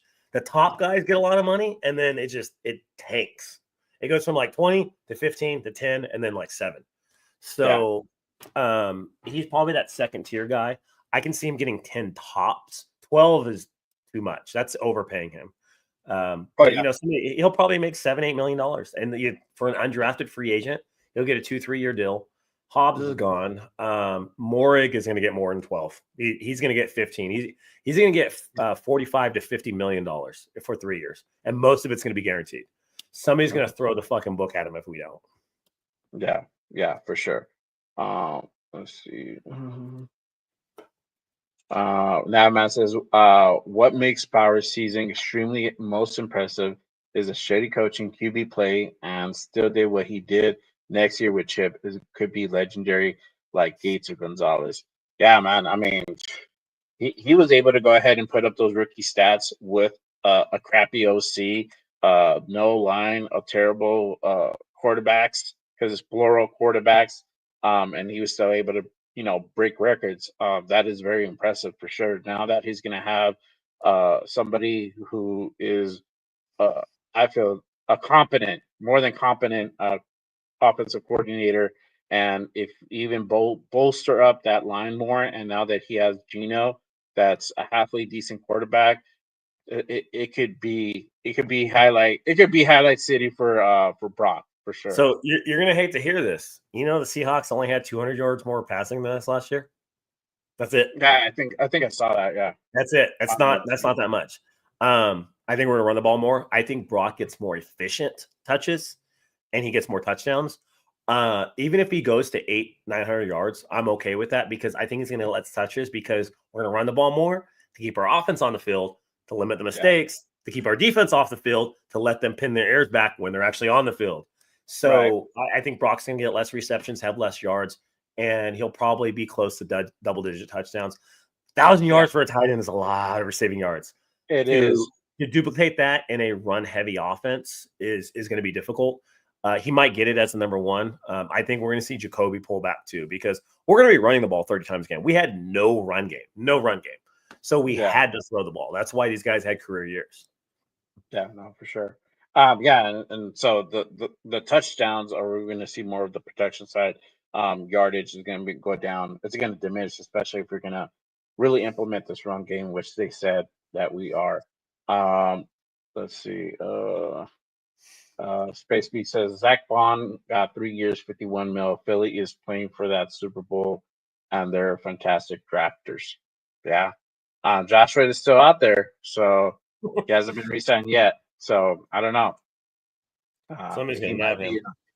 Yeah, somebody's gonna. I don't know if we have the space for it, but I don't know. It could be a possibility for sure. All right, let me take this last question. All right, Nabman says, any idea what the contract for Geno is going to be? I've seen conflicting reports. So what? Right now, you from what I saw of Sport Trek and what you posted yesterday, Josh, it's 25 mil, right? So the Sport Track updated, so it's 31. He's getting paid $31 million this year. And I edited it and updated it. Sport Track's kind of because there's Sport Track and there's over the cap, and sometimes they conflict, so it makes it confusing. So a lot of times you have to read through the fucking fine print, which is annoying because contracts they're not straightforward like you think. He gets $31 million this year. The rumor from Tarasi and a couple other people is that he wants a 2 or 3 year deal, and he's going to get market value, which is about 35. They're probably going to run some of that into a signing bonus, so his cap hit will probably be around 28 to 30. I'm assuming, give or take. Right. Mm-hmm. Yeah. So, it'll probably be around there. Yeah, I didn't know it updated overnight. I'm like, what? And I did check. One website had James gone, and the other one didn't. They haven't officially released Minshew yet, so the 50 is not. See, that's what I'm saying. These websites have one has one information, one has other. So Minshew, I think Minshew gets $2 million for his cut, and Andre James is. Yeah, we'll get 1.4 for Andre James, and we get about 2 for Minshew. Next year, we get 7 for James. So that's where it is. I said last year. And then if they're, I think if they're June 1st designations, how much does that go up to? So if we cut Gardner Minshew before June 1st this year, we get $7 million in dead, and we save. Oh shit! Never mind. We save 6. They updated it. If it's post June, we save 9 with Gardner. But they cut players early just to get rid of them because they want the space to negotiate with people. So, I mean, $2 million on a 200, plus million cap space is not that much, to be honest, a few percent. Mm-hmm. So, with Minshew, we're gonna say he's gonna be gone. So we're gonna save $6 million with Minshew, and then with I think it's not 8. Yeah, I think it's we're gonna have about $7-8 million, somewhere around there, give or take. Mm-hmm. Yeah, for sure. We have 50 now, so we'll have like 58. I mean, it's not that much of a difference. Yeah, no, for sure. Let's see. Jordan Schultz, Chip Kelly is excited and honored to work with Geno. There you go. That's good. For sure. All right, but let me ask you, bro. I'd like to go ahead and ask all my guests who jump on. How long you been a Raider fan for? What brought you into obviously, the world of podcasting? I know Q was telling me when he was on the show, kind of really what catapulted you guys into the limelight. Kind of talk about that, and then obviously what both of you have going on as well. Yeah, I mean, I've been a Raider fan since a kid. I've been a season ticket holder forever. I live about an hour, 10 minutes outside of Oakland, a little town called Newman. Outside of Modesto from a 209. I live in the middle of fucking nowhere in the country. Like I can hear my chickens going off right now because they're probably laying eggs. Yeah. But I've been going forever. First Raider game I ever went to was when Jeff Hostetler played. I remember my stepdad screaming at the TV. We're all excited when he came over from the Giants, just won a Super Bowl. We're like, hey, this guy's it. And then it panned out with the George. And so I've been watching since I was a kid and heavily involved. I started the whole autograph thing. I don't know if you guys have seen my house. I've been collecting autographs since I was, 5-6 years old. So that's kind of like my thing. I've passed it on to my kids. So we're the autograph guys. My friends joke, like, I'm the only guy that gets more autographs than children. And my kids are getting into it. So a lot of times my kids will get duplicates of stuff. I'll sell them, give them away, things like that, give my kids the money. Like my son bought a Xbox last year with the money. So I was like, hey, if you get this signed, I'll sell it. We'll go buy you some Jordans or something. Go, okay. And you'll get something signed. I'll throw up online for cheaper than it's supposed to be. It sells like that. I'm like, all right. One time he sold like $400 worth of shit. And so I took him to Foot Locker. I'm like, you want shoes? He's like, yeah. And I was like, all right, pick like 4 pairs out. There you go. So that's kind of how I've always done it. I was a season ticket holder in Oakland. From there, it just kind of started taking form because I always sit in the front rows where I go, and I'm always getting autographs. I'm always going to events. I'm always doing like charity stuff. And so I started posting that versus just having a, private profile, and it just started to take off. So like I hit 5,000, hit 10,000. When we moved to Vegas, I was around, 20,000 people on Instagram. And the past couple of years, it's just blowing up. So I was like getting on people's, being guests on their podcasts. I didn't really want to do one of my own. I didn't really have the technical skills to set it up. Now I do, which is great. But I didn't know how to do any edits, had no experience with any. So if you look back a year compared to now, like my shit is garbage. Oh, yeah, me too, bro. It's just me yelling at the camera. But, and I just made my Twitter this year. So I'm at like 3,000 on Twitter. I made that earlier this year. So that's pretty cool. And it's like we started getting notoriety. I mean, the Kermit thing helped, but like we were already established on Instagram, and I was already established, on Instagram. He's already established on X before that ever happened. So, I've had Kermit for like 6 years. Like that's just, I talk shit. And I have fun. That's what I'm known for. I go out and I do, do my thing, have fun at games. I'm always doing something crazy. Gets me in trouble here and there, but end of the day, it's a lot of fun. So, my family's from, some of them are from Texas. So that's kind of like, we always heard the Mahomes bullshit. So that's kind of like why I made the Mahomes. I'm like, dude, that dude looks like fucking Kermit. He looks like Kermit and Kenny Powers to me. So I made that like pre-COVID, and I took it to KC, and everybody thought it was hella funny. So every year I went to Kansas City before this one, I would give them away. So there's people running around with Kermit dolls that I gave them, Kansas City fans. And I would literally like trade them for like dinner or drinks or something. Oh, I really want that. I'm like, all right, buy me a couple beers, and done. So yeah. And it really, really took off this past year at the camp, right? Oh man, that was something else, man. I mean, it was funny to me, but end of the day, like it wasn't. I wasn't really, when that happened, I really wasn't in tune to like the YouTube world. I didn't realize like how much shit was talked about me, and people would send me stuff. I'm like, that guy was like cool with me last week. What the fuck? But like it wasn't done for clout. It wasn't done for any of that bullshit. It was just there, and he grabbed it, and everybody was recording it. But the thing is, Q has a shit ton of followers on X, and then I had a bunch on Instagram, and I posted it. We both did, and it just fucking blew up. We had no idea what was going to happen. It was just funny to us. Like I have pictures of Max Crosby and AP with it, and like I have a video of AP looking at Kermit and saying like "fuck that guy." Like nothing happened with that. Like I posted that. Nobody gave a shit because nobody remembers it. But it's been a lot of fun. So like I'm gonna keep going to games. I'm season ticket holder. I love being out there. I'm always in J Lot. I'm always doing giveaways. I'm always doing stuff. We're at 600 subscribers on YouTube. So we started earlier this year. So every time we hit milestones, we kind of give stuff away. That's kind of our thing. So tickets, autographs. I just did like a Max Crosby giveaway. I try to do this. I got to do one this weekend too. Shit, it is the weekend. Saturday. I'm going to do another one. And then you and Q or Raiders AQ. That's what we're talking about. Yeah. Do a show every week. Talk about that. So we do that on Tuesdays at 8. We kind of go in for 30 minutes to an hour.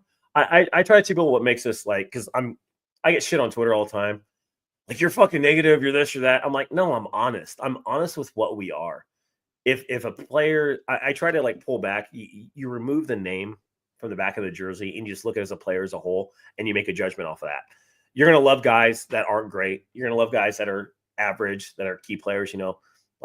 we all loved Hunter Renfrow, but he's probably not a number one wide receiver. Things like that. So yeah. After 20 years, 30 years being a fan, it starts to wear on you all the losing, and you're like, man, I just want us to do something good so I can be happy. Right. But regardless if they win or lose, like, we're going to be there. So, we do that every Tuesday. We try to give our honest opinions about it. We're both heavy in the football. So it's a lot of fun for us. So we enjoy it. We're not doing it for money. We're not doing it for fame, nothing like that. Like, half the time, because like my Instagram channel generates income, and 90% of that I give away. I had one guy, like, he won tickets and he went to his first ever Raider game because of my page. So it's just doing cool shit like that. I want to give back. Like I was told, well, God's good to me. Like, my life is great. Like, I'm blown away that I can like I got to interview Antonio Pierce. I got to interview Max Crosby. I'm just a fucking fan. That's it. Like, it's nuts. It's absolutely insane to me. Like, last week Max Crosby called my kid. Like, I asked him, I was like, polite. I'm like, because he remembered who I was. I'm like, hey, my son, he's like, yeah, your kid's name's Max. I was like, yeah, same name as you. Yeah. And he's like, I was like, can you like, he's like, oh yeah, no problem. And fucking my kid was like, oh my God, so it's like, I just named my new kid. His middle name is Max now too. And so, stuff like that. Like, the fact that I get to do that, like, I know it's nothing to him, but to my kid, that was the world. And he still talks about it now. He's going to talk about that for years. Aiden O'Connell called me too. Like, I ran into Aiden O'Connell. I was like, hey, my kid loves you because your mustache. And he's like, oh yeah, I was like, yeah, I have one too, blah, blah, blah. And I was like, would it be okay? Like, can we FaceTime? And he's like, oh yeah, no problem. And says hi to him, stuff like that. Nothing major. And my son's like, oh my God, our fucking quarterback called me. I'm like, it's cool. So that's why I do it. It's just to get things out there. I am in the front row. So if you're ever wanting to come down, say hi, what's up? I'm right on the tunnel. There's no issues. Like, people come down all the time. I'm 4 or 5 seats from Gorilla. Yeah. No, I saw you there. They were like, no, you guys gotta wait, or you guys gotta go, or something. No, if you tell me, if people are my friends and they tell me they're coming down, I tell security and they let them come down. I'm like, no, those two. They're like, oh, okay. Yeah. I'm like, I'll catch him on the way out if I see him. Like, it's not a big deal. But make sure you guys go on to his channel, QX Goat on YouTube. Make sure you guys hit that subscribe button. They do a show every week with Raiders AQ. I tap in. It's a really great show. I know. I remember when you guys tested out that call-in thing, and I'm like the only one that got Oh yeah, fuck. Dude. So I'm taking it my computer. So the way it works is you have to get. It's fucking hard. You have to get like a third party to have the calls and come into the Zoom. And I was like, fuck me. And I'm trying to figure it out. So we got the programming. It's just I have to take. This is my computer for podcasting. I do edits and shit on it. I have to take this in there. It's going to be gone for like 4 or 5 days. So I think on Wednesday I'm going to drop it off and have them install everything. But I'm like, nobody does that. Why does nobody do that? Now I see why, because how fucking difficult it is. It's difficult, Yeah. So I was like, I'll figure it out. We'll have a call in, but I think that's the funnest thing is getting people to call in, and we want people to talk shit because that makes good conversations. We want people to have different opinions in us. I like it. So like I said, somebody was literally a major Twitter account was I listed like 15 quarterbacks. I'm like, I think all these guys are at or above Geno Smith's level. And it was nothing outlandish. Like, the only ones you really compete with were like maybe Love, Baker, and Darnold. I said those 3. And so he's like, oh, Baker's not better than Geno Smith. I'm like, that's just no. Like, he was better when he was with the Browns than Geno Smith is now. And I was like, now with Tampa, he's throwing 40 fucking touchdowns. You're going to tell me that's not better than Geno Smith? Like, Geno Smith's best year is not even close to his.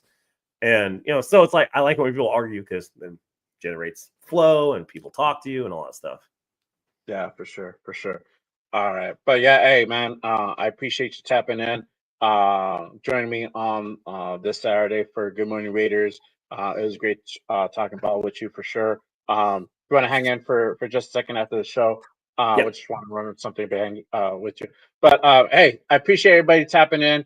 We had about 60, 70 people in the building on this Saturday. I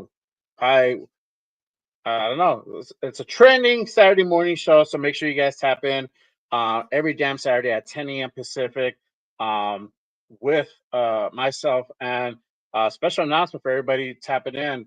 The Raider Rundown. He's going to be my new co-host. moving forward. So he'll be here next Saturday. Next Saturday, I got a guest. My guest is Lo from Raider Nation Live. He'll be tapping in with us. We're going to be we're going to be talking free agency on all the pickups or anybody we're letting go as well. So make sure you guys tap in for that. Every damn Saturday morning. Good morning, Raiders, 10 a.m. Pacific. Make sure you guys hit that notifications for sure. Make sure you guys also go ahead and hit that like and subscribe button for sure. And then you guys can find me on my socials, Instagram, Threads, TikTok, and X at JRaider_505. That's JRaider_505. And then for Josh, it's I know on some platform your handle differs, right? Yeah, because somebody took the goddamn X one, and I tried messaging him, and it's a burner profile, so I won't reply. But it's the GOAT 209, and it's the GOAT 209 just spelled out on X. I should pop up, and then same thing with TikTok. TikTok and Instagram are the same. I am trying to monetize my TikTok. I'm in the process. Add me, share my shit, because TikTok pays very well. Not saying I'm trying to keep the money, but I will be able to give away more stuff. That is my goal with this whole thing, to kind of try to get back as much as I can. So last year, I think I gave away like a little over $10,000 of stuff and tickets. wow. So yeah, it's getting up there. So I want to be able to continue to do that. So yeah, the YouTube's new, so it's not monetized yet. We have to get more traction, but the TikTok's almost there. So add me on TikTok, share my shit. Same as my Instagram. Yeah, for sure. Yeah, but again, appreciate everybody tapping in on a Saturday morning. And then I'll see you guys next time. I'll see you guys on Monday for the Raiders Unleashed. Make sure you guys tap in 9 p.m. Pacific. And then obviously the Raider Connection every damn Wednesday at 7 p.m. With myself, Cheeto Lannis, Jeff New England Booster, and LB Rated 10. But I will see you guys next time. You guys have a good weekend. Go Raiders. And as always, just Raiders, baby. Nope. Peace.